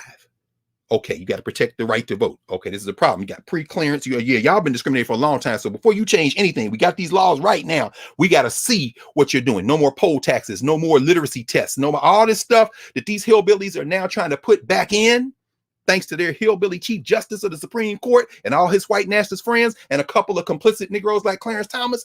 All that stuff is the stuff they wiped out or tried to wipe out with the Voting Rights Act of 1965, which is pursuant to the 15th Amendment to the United States Constitution. All right, now, but after that, you get the Taking Our Country Back crew who are going to engage in intellectual warfare. And so what you see then from the mid-60s to now is this shooting war between these legal scholars who are thinking about the nature of jurisprudence. I get caught up in it in the late 80s because when I go to Tennessee State, which I love and will love to the day I make transition and after as an ancestor continue to lift and support, I say I'm going to law school. Because what I find is in the consent decree to Carr versus Alexander, because once the case is settled, it's not settled. Meaning what? Yes, they absorbed the University of Tennessee downtown campus effort because you ain't gonna make no dual system of higher education. But what did they do then? UT Nashville tenured all its junior professors just before the merger. So when they merged, they had tenure. And them white boys turned around and became plaintiff interveners in the case. And they said Tennessee State is resegregating. They play black football teams. They ban as black. They call themselves an HBCU. In order for this to happen, no. We now say that the 14th Amendment means colorblindness, which means HBCUs must lose their racial identity in order for it to be colorblind. This is the John Roberts move years before John Roberts. So when you hear them start talking about, oh, we should be colorblind, critical race theories, no, we should all just be equal. It should just be one set of laws. No, remember the power of whiteness lies in its invisibility. Which is why we would say, and I was a student, I'm an undergraduate student. I'm like, wait a minute, hold on. So you don't want us to play black schools? No. Okay. And at that time, Tennessee State, I use the example only because I don't like to use white examples. It's a social structure analogy, but letting people get it. Tennessee State is like the Notre Dame of HBCUs. We were in a conference. We were not SWAC. We were not MEAC. We were independents. We played everybody, Grambling, FAM, whoever, black schools. So my thing was, fine, we'll stop playing the black schools when you start playing the white ones. University of Tennessee is not a white school. Hell yes, it is. It's fewer black people at UT than it is it's fewer black people at UT than it is white people at Tennessee State. And we had this one white dude who was in our class who anytime we would call a press conference, we would have him get up and say how much he loves it there. We did that for two reasons. Number one, to show y'all, yeah, we're human beings. You know, we playing that game. And also number two, you got this white kid standing up with all these black people around him, and that's sending a message. If you don't like us, you better not come here because this is what it looked like. Anyway, the point is because we really don't want you to come there. I remember arguing with the guy who became the governor of Tennessee, Ned Raymond. I'm saying, man, this ain't high school, bro. You can't bust people to college. You pick where you want to go to school. So how y'all gonna crack this nut? We just want the money. Years later, Governor McWhorter signed legislation, came through the Tennessee legislature, and Tennessee State got millions of dollars. We'll get there very quickly and how this ties to CRT. All right, let me fast forward. So I'm going to law school. We all going to become lawyers. My friend Deb Hurd went to Emory. Stephanie Vick was vice president of student government. They all down in Louisiana. I went to Ohio State because that's where Jamie and Mac Williams went when they sent them out of the South to get their degrees. Ohio State was known for it. In fact, the former president of Oakwood College, the great Frank W. Hale, he was the president of Oakwood, private black school, Seventh-day Adventist, Alabama. He went to Ohio State almost like a black missionary. And what did he do? This is his autobiography. He's an ancestor now. Angels Watching Over Me, the autobiography of Dr. Frank Hale. I love this brother right here. Frank Hale. Aya knows him. Aya Fubar, who was on last week. Yeah, she was very close to him. Well, she spoke at his funeral, in fact. Frank Hale went to Ohio State and set up something called the Graduate and Professional Visitation Days. You know what that meant? He said, I want the top 5 students from every HBCU. Ohio State's going to pay for you to come, pay for you to spend the weekend, ask you what school you want to be in, give you a tour, look at your test scores, look at your grades, and if you make the bar, we paying. That's how I got a law degree from Ohio State. Frank W. Hale, he did that for years. He left his HBCU as the president of the HBCU and went to Ohio State because they got more money than God, and God knows, and it made money off black backs. He said, y'all gonna give us some of that money, and I'm gonna train generations of it. They said, black people still getting degrees without debt. From Ohio State, law degrees, medical degrees, dentistry, graduate school, all the disciplines because of Frank W. Hale. Anyway, So I went to law school. And when I got to law school, I figured out what it was. I was like, oh, that's where I met my first white friends, colleagues, classmates who were in the Federalist Society. A couple of them are federal judges now. I ain't gonna name them. They're on the circuit. And if one of them get to the Supreme Court, I'll name them. But I'm just saying, I clerked with them. I worked at a law firm. After my first year, one of the big law firms in Columbus, they wanted me to come back. If I had been a different kind of Negro, I wouldn't be here. I'd be probably in the Tennessee legislature or maybe in DC as a senator or something. I mean, because that was the thing, right? That's what you do. No, I don't want to do that. That ain't why I came here. I came here to learn the law so I can cut all y'all's heads off. And I'm fool enough to, and this was during the hip hop era, right? So I'm going to school. I'm going to school in class with the leather medallions with the Africa joint. I had a staff. I'm like X-Clan up in this, and I'm like, when you do that, you putting a target on every day, and I want it. I want all the smoke. They're like, here come this. What is this? And then this cold call. You got class 200. They're gonna call you random, so you don't know who's ready. But I know you're gonna pick on me. I'm ready. I hope you call me. In fact, I ain't gonna wait. Huh? Shit, contracts, civil procedure, torts, business association, don't matter. Boom, boom, boom. I'm in intellectual warfare. I don't like you. I don't want to like you. I want to learn this book better than you ever knew it, even if you wrote it, and I'm gonna use it to end white supremacy. That's where I found the limits of the law. Critical race theory. Because while I was doing that, the Federal Society was getting its legs up. And I'll never forget when a brother who was there with the lawyers who argued Brown, who worked for the NAACP Legal Defense Fund as a lawyer, a brother who thought through all that work as he was present in the middle of the battle, who became one of the most towering legal minds in American history, a law professor who resigned from the faculty at Harvard Law School because they had never tenured a Black woman or a non-white woman, who then went out to the University of Oregon, came back to New York Law School. This brother visited our campus, and he came to discuss a book he had published the year I graduated from undergrad and came to Ohio State called And We Are Not Saved. That's Derek Bell. When you start talking about CRT, critical race theory, there are a number of names, and let me just put those in conversation now. If you want to read a nice little one volume, you can read the history of it. This is the third edition of Richard Delgado and Gene Stefansik's book, Critical Race Theory. It's good. You want that? If you want to get the reader, there's also a reader that has a third edition. This is actually a signed copy. Critical Race Theory, The Cutting Edge is a third edition of that. Critical race theory is now outside of the law. It's in all different kind of fields. Here's one on education, critical race theory and education and ideology. Y'all can just take a screenshot or come over to narrative to get this. Critical race realism. It's in psychology. It's in education. This is a reader on critical race realism, Greg Parks, who's done some very important work as one of the editors of that. I'll come back to those maybe in a second or two, but I want to get to this point now. Derek Bell. And I got all the other Bell's books are books I don't put in stores. There's some books I just carry with me wherever I am. And so I keep his stuff over there, including the one he did for a Black press. This is Afro-Atlantica Legacies, very important. In fact, okay. In fact, let me just show you one more on Derek Bell. If I can put my hands on it. If I can't, I will keep going. Oh, that's too bad. I thought I had a copy over here. Delgado and them. Oh yeah. Delgado and them did a book called The Derek Bell Reader. So if you want to get his stuff, Derek Bell's a very important brother. In fact, I hope he has his picture. Oh yeah, this is him when he was around the time I saw him. His hair was gray the last time I saw him. His book Ethical Ambition. He came to Philly, and got a chance to sit with him again. I saw him several times between there, but that was the last time I saw Derek Bell. Thank you, Kareem. Lateral sclerosis. That was what Avon Williams made transition from and had him incapacitated. It's funny how the ancestors have a pathway for you. I'll never forget. He had his speech therapist there, and I couldn't understand it, but she could. And he had her come down, and then she said to me, Senator Williams says that had he not gotten sick, he would always give the student body president of Tennessee State a job in the legislature as his assistant. And he said he would have been honored for you to be his assistant. And I never forget. I said,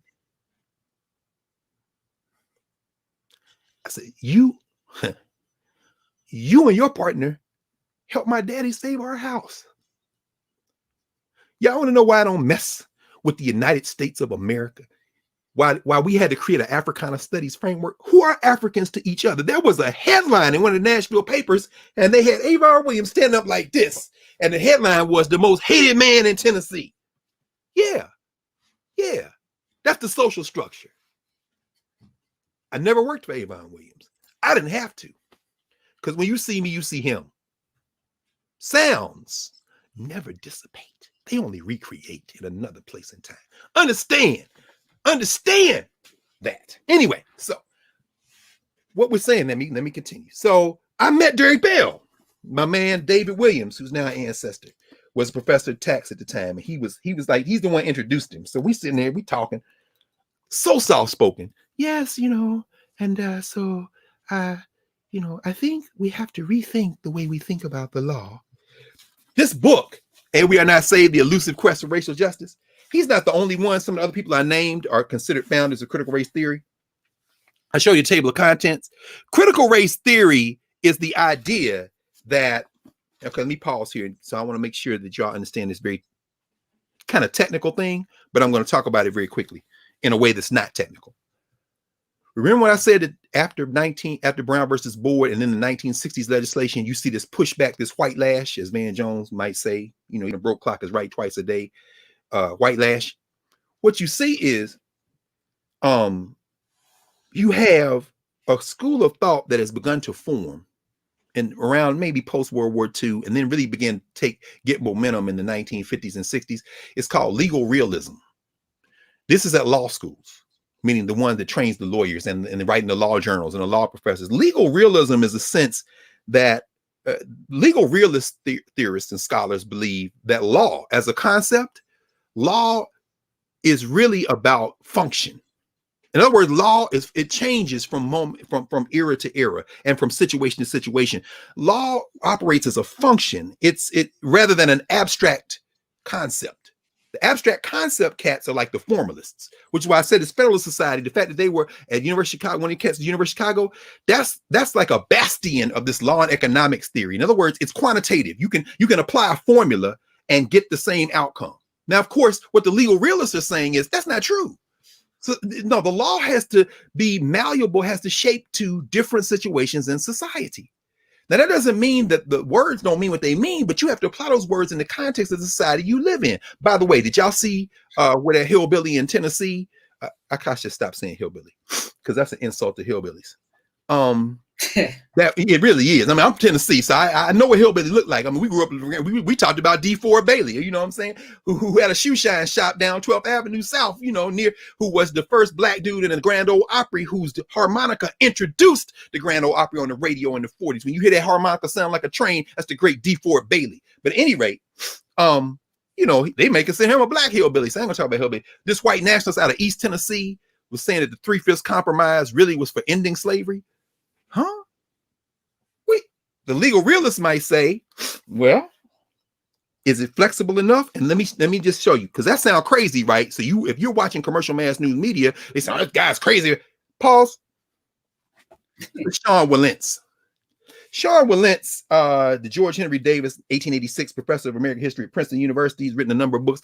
I like to read Sean Wilentz. I try to read it all. You can't read it all, but I try. And Wilentz made these arguments. In fact, he gave these lectures at Harvard. I think Henry Louis Gates may have invited him up here. I know Gates has that situation. Anyway, I'm not going to get into that. Yeah. No Property in Man makes the argument. This is No Property in Man, Slavery and Anti-Slavery at the Nation's Founding, Sean Wilentz. Wilentz makes the argument that while the pro-slavery forces at the Constitutional Convention in Philadelphia won a lot, 3/5 compromise, a fugitive slave law in there, it's kind of, he says, if you look at the language, actually, the anti-slavery people also won. Sean Wilentz would go so far as to say, when you see something like the 3/5 compromise, it creates a situation where you got a point of entry for down the line ending slavery. Why? Huh? What are you talking about? Black people are not citizens. Yeah, they're not citizens, but they occupy a status somewhere between slave and citizen. Why? I mean, to count them at all is a recognition of a status that isn't quite defined, but it's a point of entry for when you get to. Now, as a legal scholar, well, that's intriguing. But if you're in the streets and this fool out of Knoxville is saying, see, the 3/5 compromise was to end slavery, it triggers you because that's not what he means. But you also think you guys are in the universities creating space for these fools. And He says that, and a Willentz guy would say, well, theoretically, well, I don't know if I agree, but I don't like this guy because I'm not with him. Yeah, you are with him, because guess what? He ain't never going to be in DC lobbying. He's never going to be on a panel somewhere. He's never going to be asked to draft legislation or review legislation that's been drafted, but you will. So you got to be real careful. This is why Derek Bell and them are around, because critical legal studies emerges out of intellectual warfare that is university based. It's academic and it's high knife fighting. Oh my God. When we were in law school and after, when we call them the crits. The crits look at the legal realists and say, we agree with the legal realists. Law is not formulaic. It is not frozen in time and space. Law, in fact, is about function. And what does Derek Bell say? Derek Bell said, legal realism is cool, but I'm going to introduce something called racial realism. What's racial realism, Professor Bell? Racial realism is to race relations what legal realism is to jurisprudence. What does that mean? That means there's no such thing as in a courtroom in a jury box when they say, well, a reasonable person, Derek Bell said, excuse me, a reasonable white person or a reasonable black person? Well, no, I'm a reasonable person. Of course, there's no such thing as it's just a reasonable standard. There's no reason. See, the reasonableness standard is the linchpin of jury trials. In other words, you're supposed to determine what a reasonable person would do. But what Bell is saying is there's no such thing as an abstract reasonable person, you formulaic people. There's no such thing, you formalists. With racial realism says you got to introduce people's lived experiences. And let me fast forward. When I meet Derek Bell and I'm reading, and he says, you know what, rather than go through the cases and get all y'all tied up in this case law as I'm making it now, I'm just going to, you know what I'm going to do? I'm going to step outside of the whole legal universe and I'm just going to tell stories. I'm going to show you how racism works in America. So he made up a story, for example. In fact, the main character in his stories, these are all stories, and we are not saved. The main character, he makes up this lady called Geneva Crenshaw, this black woman, brilliant professor, where she's telling these stories. She's going through time and space, right? He got a story called The Story of the Space Traders. It's either in And We Are Not Saved or Faces at the Bottom of the Well. He did one right after this. You may have seen this, Professor Hunter. Do you remember that? Because guess what? They put it together and they made it into a little episode on HBO and something called Cosmic Slop. George Clinton was the host. The story was this. The story was, what if aliens came from space and told the human race, we can cure every disease. We can have, y'all can live 150 years, all this kind of thing. The only thing we want in return from y'all is all y'all black people. Would humanity send black people to the aliens in exchange for all that? Hell yeah. See, Derek Bell said, I'm just going to engage in thought experiments. And then once y'all get into debate, they're going to take what you're thinking and apply it to how these cases have been decided. That is the point of entry, racial realism, for what becomes critical race theory. Critical race theory is the idea that in order to get people to see the limits of law, you have to stand outside of the law and pose questions that make them say, I never thought about that. Right. And now that you thought about it, you can see how it's operating over here, can't you? This is why it scares the hell out of people who actually are talking about it and don't like it. Because you're going to force people out of their whiteness. I've been hiding behind this whiteness for 300 years. You understand? So now let me fast forward. I'll bring this home very quickly. So I'm at Ohio State. After my second year, I go clerk at the NAACP Legal Defense Fund in New York. I'm supposed to be working on a joint appendix. A joint appendix. And a joint appendix is something you don't need to talk about that. That's a whole nother thing. But I was reading an article by a sister named Kimberly Crenshaw. Kim Crenshaw wrote an article in the University of Chicago Legal Forum entitled Race and Sex, a Black Feminist Critique of Anti-Discrimination Doctrine, Feminist Theory, and Anti-Racist Politics. I'll never forget, because I'm reading that at 99 Hudson Street in Manhattan. I'm going to meetings. They had a big meeting because now there's a Mississippi case, like the Tennessee case, called Ayers versus Fordyce. My man, the great Alvin Chambliss, who some people think crazy. I love Alvin Chambliss. He's arguing for the Supreme Court. Alvin Chambliss and them are arguing because in Mississippi, you got 8 universities. They call the white universities comprehensive, Ole Miss and them. They call the black ones, like Jackson State, Mississippi Valley, they call them Alcorn, where Steve McNair went to school. They call them urban universities. And what Chambers and them arguing is, you've created a dual system of higher education. This is the same theory that they argue at the federal level that we just saw in Maryland. where they say, no, you got Bowie, you got Morgan, you got University of Maryland Eastern Shore, you got Coppin, then you got University of Maryland, and they're creating dual systems of higher education here, because one of the ways we're going to remedy this is give the executive MBA program to Morgan, and don't let University of Maryland create one. That will allow white people to come, or anybody to come that wants it. And then Maryland was like, yeah, we're going to create one anyway, sue us. So that's what they did. They just settled over $500 million, nearly $600 million. In Mississippi, Chamberlain and them won them about $500 million. I was in the meeting as at the end of my second year in New York when who walks in the room?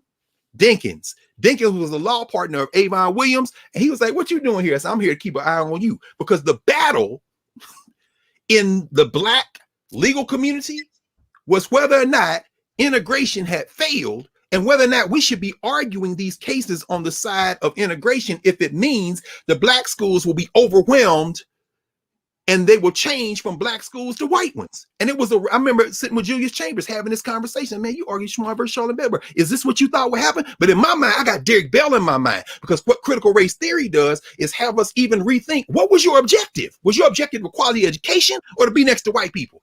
Because whiteness is a dangerous thing. We've seen how it operates, Tim Scott. I mean, we see what happens when they pluck you out and take your wiring out, put something else in. So I guess what I'm saying is that I read Kimberly Crenshaw's piece. It was very fascinating to me. It's very interesting. And then, but I also figured out the limits of law. So I finished my law degree, but then I went into Black studies because I was spending my weekends with Tony Brown and them, who's at Hunter College, with you, Karen. I was uptown listening to John Henry Clark and them. So I'm thinking more and more, my job should be teaching, because I don't think we can get what we need to get in this legal framework, because it's never going to be displaced. And if it's going to be displaced, it will be from the outside in. I don't believe we can get it from the inside out, because even the most sympathetic non-Black, even the most sympathetic white, still got this belief in the system. So when you get to something like a 1619 project, that's why I say 1619, 1776, the same number in my mind, because what you're still back mapping is American exceptionalism. This is not, so the critical race theorists might say, you might say, well, 1619 is critical race theory, and that is true in this sense. Critical race theory is so broad now, and it's overflowed the law to go into all these other areas, that you really can't say what it is or isn't. I like Randall Kennedy said this the other day. He was talking about it. He said, the Harvard law professor who was on faculty with Derek Bell and Charles Ogletree and others. And by the way, let me pause here as I kind of wind it up, because I didn't get to critical race theory.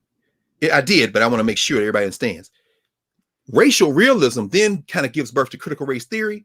And some people like Richard Delgado, I have my Howard students, that's why I say, and this is where I end with the race law and class, change class I teach, because I'm glad I've been teaching that class now for a little bit over a decade.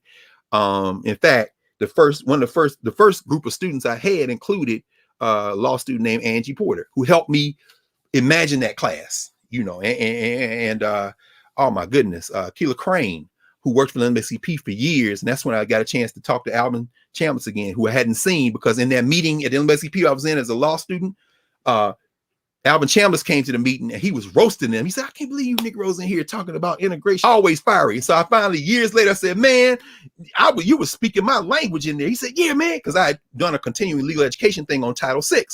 And after I finished, he came up to me. He said, "See, I was waiting on somebody to talk like that." I said, "Man, Alvin Chambliss, you my hero." We started talking. He said, "Yeah, this them crazy Negroes." Because see what Title VI did, you go into court arguing that you want to dismantle dual system of higher education. And in many ways, the workaround is, well, we just going to overwhelm you with white people. We're going to raise the admission standards. We're going to, oh, wait, no, that's not, So you had to be very, very shrewd about it. We want the resources, but we want to lose our identities. So if you're going to argue integration, be very careful, because the reply might be, okay, integration means you need to be non-racially identifiable. What does that mean? It means white, but they said non-racially identifiable, which is quote unquote neutral. It's very, very serious. So when I read Kim Crenshaw, this is allegedly the first introduction to the word intersectionality, race, gender, class. I get the concept, but that's theoretical. So for me, Africana studies, what's the method? How do we apply that in the real world? And so we need a place to stand, to think, to act with informed decision making. So when you hear me say things like, "I don't have a dog in that fight," what I'm saying is that I had to be able to follow in the footsteps of those who were saying, I'm not going to disaggregate identity if it means that you now will say, okay, well, we have class and gender, and that means as much or more than race, and it all works together. Well, how does it all work together? And there's been some brilliant writing on it, but to me, it's theoretical, because in the real world, we live those things simultaneously. All right. So at Howard, now, I'm speed through all those 20 years, and so now I'm at Howard. And when I teach this class, here's how I address critical race theory. I use that Africana studies method. What is the social structure we find ourselves in? So I start with the foundations of Western jurisprudence. I usually start with a chapter from this book, James Brundage, Medieval Origins of the Legal Profession. Brundage's book is very good because he said there are several institutions that endure in world history that come out of this period. And I won't get too deep into it because it really talks about Roman history. Then it comes to the so-called early Middle Ages and the medieval church. By the end of the 11th century, he gets into this. He says you got the corporation, you got the church, the Christian church, the European version, Christian church. You have the law. The law is an institution that operates, and you have the education system, chiefly the university, which is a whole nother conversation. So everything, much of what we do at universities, including these high-ass robes we're wearing in May, comes from the church. It's ecclesiastical. The ecclesiastical courts give birth to the legal profession. That's why you have a bar that you have to pass the bar in terms of your test, but that's literally you're approaching the bench. All this stuff is coming out of the church courts, right? And so when they formalize it, which means you got to have a place to train lawyers, that's where the law schools come from. You then begin to formalize these systematic relationships. Proctors, you've got, well, anyway, get too deep into it. Once we've established that that is not the way they did it all over the world, whether it be Asia, whether it be throughout Africa, not even the Muslims did it that way, not to mention all the societies that pre-exist, Rome, including the Egyptian, we go back in my class, then we bring that system we do have through the common law, England, and we skip over the Atlantic into the colonies, settler colonialism, and I take a big chapter out of this book called The Legal Universe, Vine Deloria and David Wilkins. They wrote a chapter called 3/5 of Other Persons, African Americans and the Law. That chapter is about 50 pages, a little short of 50 pages. And we trace now how this settler colonialism operates. That is the social structure we're working in. Now, the governance structure asks, who are African people to each other? What critical race theory does is ask the question, what were you doing? How are you thinking about this? How are you thinking about it in the context of the social structure you find yourself in? That's why it is so dangerous to people who don't want us to think about the social structure. And that's why, to end, I was trying to think of some ways that it works. Okay, yeah, I'll end with this. This is the hard end here. As I said, critical race theory, or the idea of asking different questions, thinking, I never thought about that. Storytelling to jailbreak, and then taking those experiences and putting them in the real world outside of the law, because now it has gone past race realism and critical race theory in the law. It's now in all these other areas. In education, for example, it becomes, what does curriculum look like? Where we think about all the other stories that haven't been told, all the other experiences.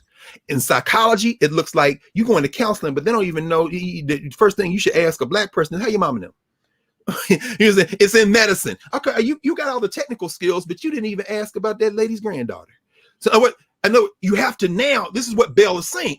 There's no such thing as an abstract human. You have to occupy it. In public safety, Jennifer Eberhardt, who wrote who got the MacArthur. Oh man, what did I do with Eberhardt's piece? Oh! I thought I had a copy of it around here, but I guess I didn't pull that. That's too bad. She did a book. Oh yeah, here it is.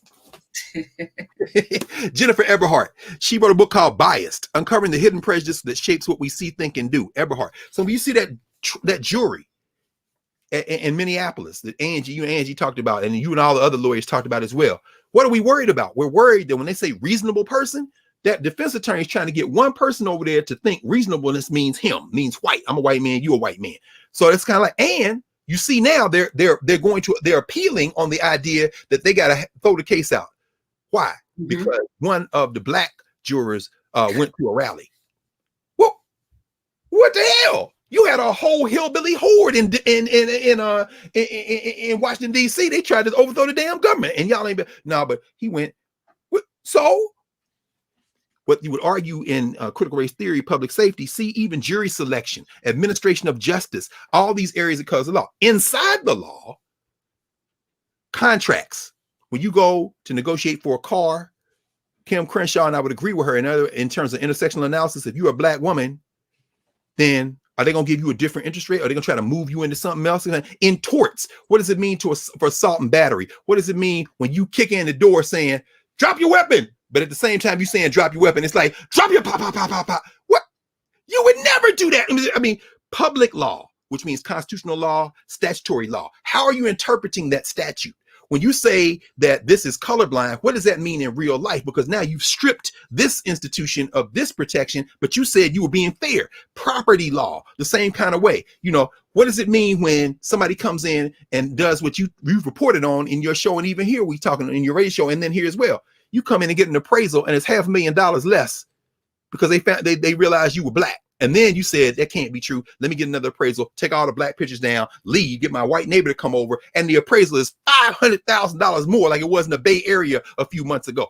This is all critical race theory. And that's why they hate it, because it's introducing the idea that we're human in the world. And what we're not going to do is orient our entire lives around your way of looking at things.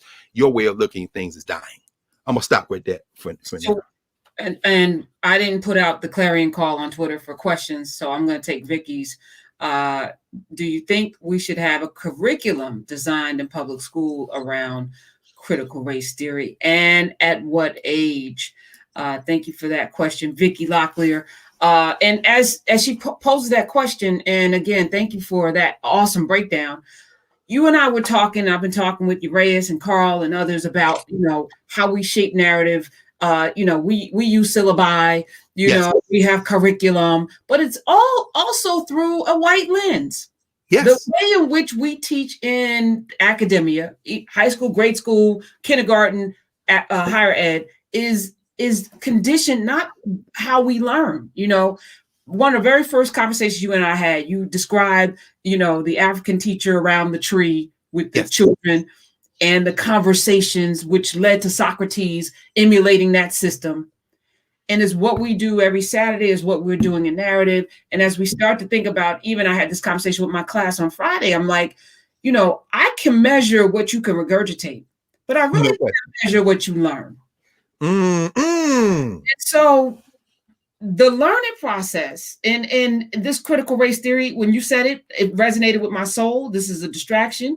This is about elections coming up. This is about rallying ignorant people around a concept that they can't even define a process, so that they have this crew of folk to say, these people are trying to take away your right to be a human being, and they're trying to make you feel bad about being white. That's all propaganda. So I don't even really want to spend a whole lot of time, even though we did, because we had to frame it. Once it's done, it's done. That's right. So, this is not going to be, I haven't talked about it not 1 minute on my radio show, because I'm like, what do we do with this? That's right. Our job has to be to remember and unlock for our children, for ourselves, for our family members, for our community, what we need, the tools we need to build the world we want to live in, free from this oppression, free from this racism and all the other things. And I think we can do it. So, once we know who we are, we got value. Look, they need us. The notion, the real truth is, if the Martians came and took all of the black people, how long would your country live? how long would you have a world? That's what Du Bois said. Yeah. So, I'm quite comfortable that, we have everything that we need. And if y'all want to work together, great. But we don't, necessarily have to beg for acceptance or validation.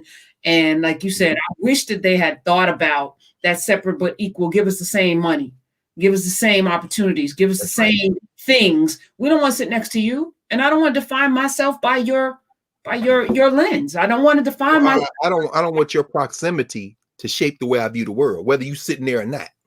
That's right. And the shot we have at it.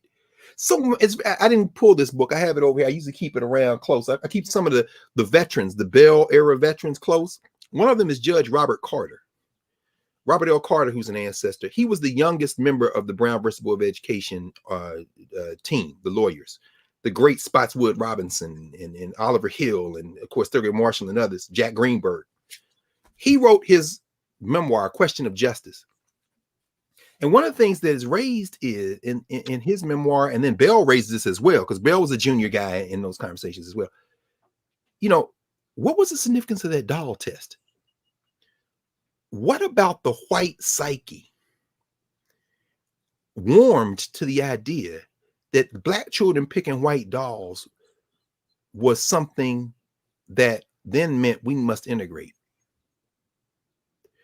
Was there, and I'm saying this, did it strike a resonant chord? Because not just because of pressure from external pressure, foreign policy. Read Carol Anderson's book, Eyes Off the Prize. Read much of what Gerald Horne says what happened in 1954 was a truce between the small black elite and America that couldn't keep being super racist with China and Russia out there and Africa and Caribbean getting free. So, you had to do something. But psychologically, and this is Zora Hurston, I think, making this argument among many others, and I think a lot of black people, regular black folk, I don't want to even think about white people. But so why do you think, and then when you go back to Plessy, go back to the dissent in Plessy versus Ferguson that was written by Justice Harlan. Justice Harlan says, as far as I'm concerned, the white race is the dominant race and will be so for all time. There's no harm in us abolishing separate but equal. In fact, it is the constitutional thing to do. People cite Harlan's dissent and saying, see, Harlan was right. Look at Brown. No, did you read the whole? This is what Bell does. That's what I love what Bell does in textbook. He writes out that. I have my students read that dissent. Why? Because Harlan is saying, hey, white people are the best. So it don't hurt us to have black people next to us. In fact, what's the implication? If you let them go do their own thing, they may stop thinking we're the best. It's just, this is why in Africana studies, we had to develop a framework that had that social structure category so that we could isolate it and get it out of the way. So now we can think about ways of knowing science, technology, movement, and memory.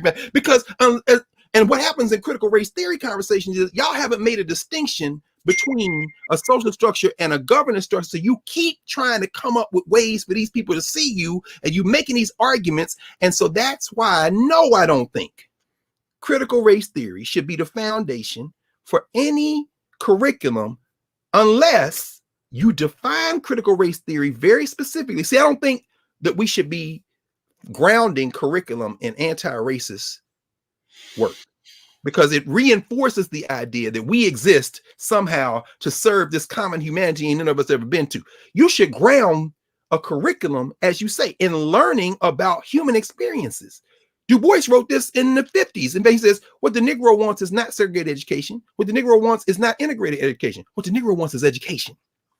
And so what does that mean? That means that my grandmother knows as much as your grandmother. That means if you're talking about George Washington, then I'm going to talk about Nandi, and I'm going to talk about Yasantewa, and I'm going to talk about the deacons and the deaconesses in my church. George Washington, you're not my dad. And if you want me to learn about George Washington as the father of our country, I will answer this question on the test. And at the same time, I want to know about all those Africans that he had on that plantation that did all the work, did all the innovations, created all the stuff, and freed him up to go ride around. And I want to know about them 5,000 black people who fought for the British against him, and the 30,000 in Virginia that ran away. Critical race theory. That ain't critical race theory. That's a structure that allows all of us to be present in the conversation, because what you're engaged in is myth making. Now, I want to mention one other thing in terms of critical race theory.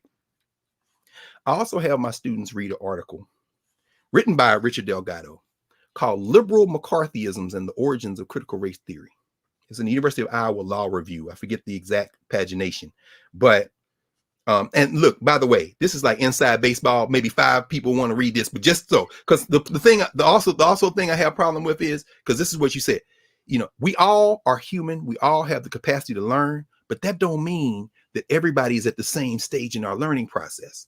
And often what happens is people come and say, I don't agree with that. I'm like, great, let's talk about it. And then you walk through something and they say, okay, yeah, I hear what you're saying. I still don't agree. Well, what do you have to say about what I just said? Oh, I just think all that's no, that's not, no. Learning requires acquiring some content knowledge. So this is what Delgado does. And I have a lot of respect for Richard Delgado. I mean, obviously all these cats are brilliant. I really didn't get into all the theoreticians, but I encourage you to look up Kimberly Crenshaw, to look up Patricia Williams, to look up Lonnie Guinier. Lonnie Guinier has a book called The Tyranny of the Meritocracy that's just brilliant in terms of thinking about reimagining education. Look at Bob Moses and them, who are saying education should be a constitutional right. You could argue that fits somewhere maybe on the rubric of critical race theory, depending on how you look at it. My Dear friend Imani Perry, she and Mark Hill were talking about it on Black that television network they have, Black BNC. Well, yeah, it was quick, but Imani taught critical race theory when she was at Rutgers Newark. She's a law professor, she has a JD, and of course she's on faculty at Princeton, has written about this. But where I get off the boat with critical race theory, as I said, ultimately in these conversations, it almost always comes back to whiteness. What do I mean by this? And this is why I have our students read this. Delgado says back in the 60s, when that first generation of Black students, in terms of a little bit of a critical mass, are jailbreak and get into the white Ivy League schools, Cornell, Yale, or the Ivy adjacents like Berkeley and them. When they get there, Delgado says they encounter a handful of radical white scholars, Mark Trubeck, Staunton Lynn, and them at Yale. Out at Berkeley, I forget the guy's name at Berkeley. Anyway, says those are the ones who are engaged in this battle. They're coming out of the critical legal studies argument. They're arguing against these Cold War liberals of the 1940s and 50s. And so none of them get tenure. They get fired. They get sent out into the wilderness and they end up different places. But they are the ones in this liberal McCarthyism. They're purged. They are the ones who kind of light the fire under the generation. In fact, they say, well, you know, Kimberly Crenshaw was a hasty fellow at the University of Wisconsin-Madison, and she's the one, you know, but she had one of these professors, and he was the one who kind of brought her in. I'm like, see, y'all always figure out a way. And so I asked the students after we read it and go. And by the way, I usually then introduce some ancillary readings. I just pulled a few for y'all to see. Here's one of the best books on the University of Chicago, because it's the law and economics piece. This is John Boyer. These were the old guard cats, and they still hold a lot of sway. I remember when I went to UFC, last time I was there, in fact, just before COVID hit at February, I was there, and, you know, I'm over in the economics department, and they have all the Nobel Prizes up for all the Nobel laureates. And, you know, I like going there. Richard Posner, I mean, I read all Posner stuff. Posner's brilliant. But this law and economics piece, when I was in law school, that's what they were fighting about too. But I'm coming to the point in terms of curriculum, how this works. Yale was very important. Kingman Brewster was at Yale. This is Yale Law School in the 60s. This is Laura Klayman's book, Kalman's book. What you see at Yale is very interesting because they cultivate a group of Blacks. In fact, Brewster brags about it. This is around time. In undergrad, you had cats like Kurt Schmoke, Henry Louis Gates. I mean, brilliant young cats who are very young, and Yale is trying to get their mind around liberalism, but they also want to get rid of these super white liberals over the law school and stuff like that, because they don't want these Black kids who are coming in, many of them first generation, to become radicalized, and they terrified that the white students will too. All right.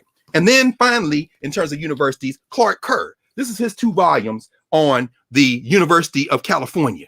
Clark Kerr is a fascinating dude because, of course, California set up the 3-tiered system. You got the community college system, then you got the Cal State system, then you got the UC system with the flagship school, Berkeley. So when Kamala Harris leaves Howard, she goes out. Her father's at Stanford, which is an Ivy adjacent, but she goes to University of California, Hastings, which ain't the flagship. The flagship is Berkeley. And I'm thinking, how did that happen? Anyway, but the point is this.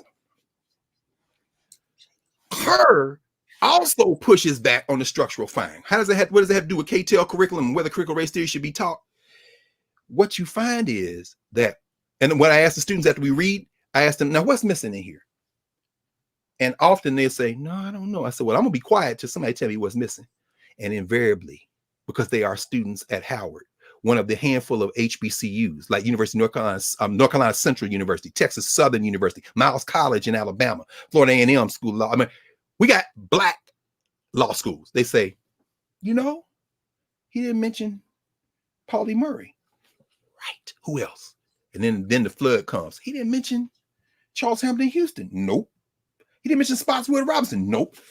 To say that critical race theory came out of white Ivy League schools in the 60s ignores the intellectual insurgency of HBCUs that goes back to the 19th century. What you're calling critical race theory in terms of interrogating America, even if you're only talking about law schools, you can't have no conversation about critical race theory and not bring in, I mean, read Groundwork, Jenna Ray McNeil, her book Groundwork on Charles Hammond Houston. Read Margaret Ed's book, We Face the Dawn, on Spotswood Robinson and Oliver Hill. These geniuses. Or read all the work. Polly Murray wrote her own biography, Proud Shoes. I mean, read what she wrote. Patricia Bell Scott over there, Fire Lady, what's it? The Firebrand and the First Lady. The book Jane Crow. Oh man, Polly Murray. So I'm saying that to say this. If you're going to build a curriculum, K-12, don't call it critical race theory. In my mind, call it Africana studies, which means what? Come on over the narrative and let's build some curriculum. Yes. And then when you go out in your PTA meetings, or you're a teacher and you go out, oh, I should say one other thing, because this is out of respect to all those teachers, because I don't want anybody to think we're not reinventing the wheel. Memory, movement, and memory. The first thing you should do, I think, is wherever you are, ask a very basic question. Was there any work done before I thought we need to do some work? And I promise you, if you're in a city of any size in this country where Black people were, you're going to find some Black school teachers wrote curriculum decades ago. You're going to find all those curriculum. And then if you really want the mother load, go back to them segregated schools. Or better yet, go to the Negro History Bulletin and go get them lesson plans and see if you can use that as a model. And that's what we're doing in narrative. We just rewrite the whole thing, but we're going to use what we did, because I don't like, I know I keep saying, but I should, this is where I need to tie this off. What I don't like, and there are very few things I would say I just do not like, categorically reject, in terms of internal conversations, governance structure. What I don't like is young scholars that come out of that same structural arrangement that I just gestured toward with these and many, many other books. There's 20 more that I could pull just here on this. Get William Clark's book, Academic Charisma. Anyway, William P. Carr, Academic Charisma and the Origins of the Modern Research University. That will give you a good overview. What I don't like is when you cultivate young Black minds, either undergraduate and in graduate school, and then they go out and write dissertations, and then you get in book contract with white publishers. By the way, Jacob Carruthers used to call this slave rebellion research. I call it field reports. In other words, you got the stuff that's helping free us, and then you got the, here's what they're doing today. Here's what they did 30 years ago. Where are you publishing that? Where are you going with this book? I mean, it's a field report. I mean, he called it slave rebellion. Here's where they revolted last time. So now we know. What are you doing? But it isn't because these people want to do it. It's because you cultivated people. And then, of course, they lead with, this is an unknown part of American history. What? Unknown? This is a little, I am rewriting. You're not doing anything other than confusing people. And guess what? The people you're writing about, you don't even know them, and they ain't gonna read that anyway. Now, a fool like me gonna read it. Me and Professor Hunter gonna read and talk about it. Well, part of the reason I think that, at least I had to do it, and we're having a conversation about it, is because I read those books for the footnotes and the source. Somebody's got to do it, but but understanding and having been in publishing and knowing what I know, not reading that, and because it's not for us. It's not for us. That's to make it's for other people. So, and I'm sad because I'm not. This isn't a question of character. I'm not questioning anybody's character. I'm not questioning their intelligence. I'm just saying that we individuals don't beat institutions. And so, if we're going to talk about K-12 reform, education reform, don't put the label critical race theory on it. Let's go build something that they can't label. Use your language, use your memory, use your experiences, and then they can't put. See, if people can put in fact, that's one of the reasons why you see in a lot of times portraiture. And Africana, Asia, a lot of different places, how you portray the face is very important. The Yoruba have a saying, and the rough translation, at least the way that I read it, and then I talk to Yoruba speakers to help me understand it, that which has a face can be controlled. So in other words, if you could put a label on it, you can move it around. Now, what is it? People say, well, everybody has a face. No. Check out the Yoruba word itutu. So when you see Yoruba statuary with faces, you don't see this. This is what you see. And if you don't think that we haven't continued that lesson at these graduations, come on, take a picture. All right, y'all ready? You ready? 1, 2, 3. Now we'll take the clown picture too, but for the picture, the Negro will wipe their face off. In other words, we're gonna be cool. It tutu. And if you get in there acting a fool, come on, Shantae. Come on now. All right, I'm ready. We serious about that. Same thing with CRT. If they can put a label on it, they can move it. Let's just write curriculum grounded in our governance structure, and we let the rest take. It's going to find its way into CRT and everywhere else. So if you are not in narrative, go there with the K. Please go there. In a couple of weeks, we're going to have a live book club. We won't be here. We'll be there talking about Souls of Black Folk, but not really, because we already talked about it. So the book is there. Read the book. The conversation Dr. Carr and I had about Souls of Black Folk is embedded into the book, so you can enjoy that. And then we're going to have that conversation that we're talking about, starting with what W.E.B. Du Bois had envisioned 100 years ago. Yes. About what we should be doing. We're going to start that work in a couple of weeks, exclusively in narrative. So let me say thank you to everybody. Thank you, everybody from all over the world. Appreciate you. Thank you, the moderators. Thank you, Kareem and Donica, Renee, all the folk out there, Yara, who are gathering up the trolls and getting them out. Thank you, all the thumbs up. Thank you all. Please, like it all. And thank Dinkanesh. Dinkanesh is the Amharic word for the students in East Africa. When they found the bones that we now call Lucy, unfortunately, in the social structure, it was around the time that Elton John, the Beatles, and the Beatles had recorded Lucy in the Sky with Diamonds, LSD, and they were out there tripping, and that's why they named that sister Lucy. But on Mother's Day, the Africans who were out there working, they gave her the name in Amharic, which translates into wonderful, and that is Dinkanesh. So happy Mother's Day from Dinkanesh to now. Everybody ever walked the planet came out the womb of a Black woman. So happy Mother's Day. Hey, love you, Dr. Love Carr. you. All right.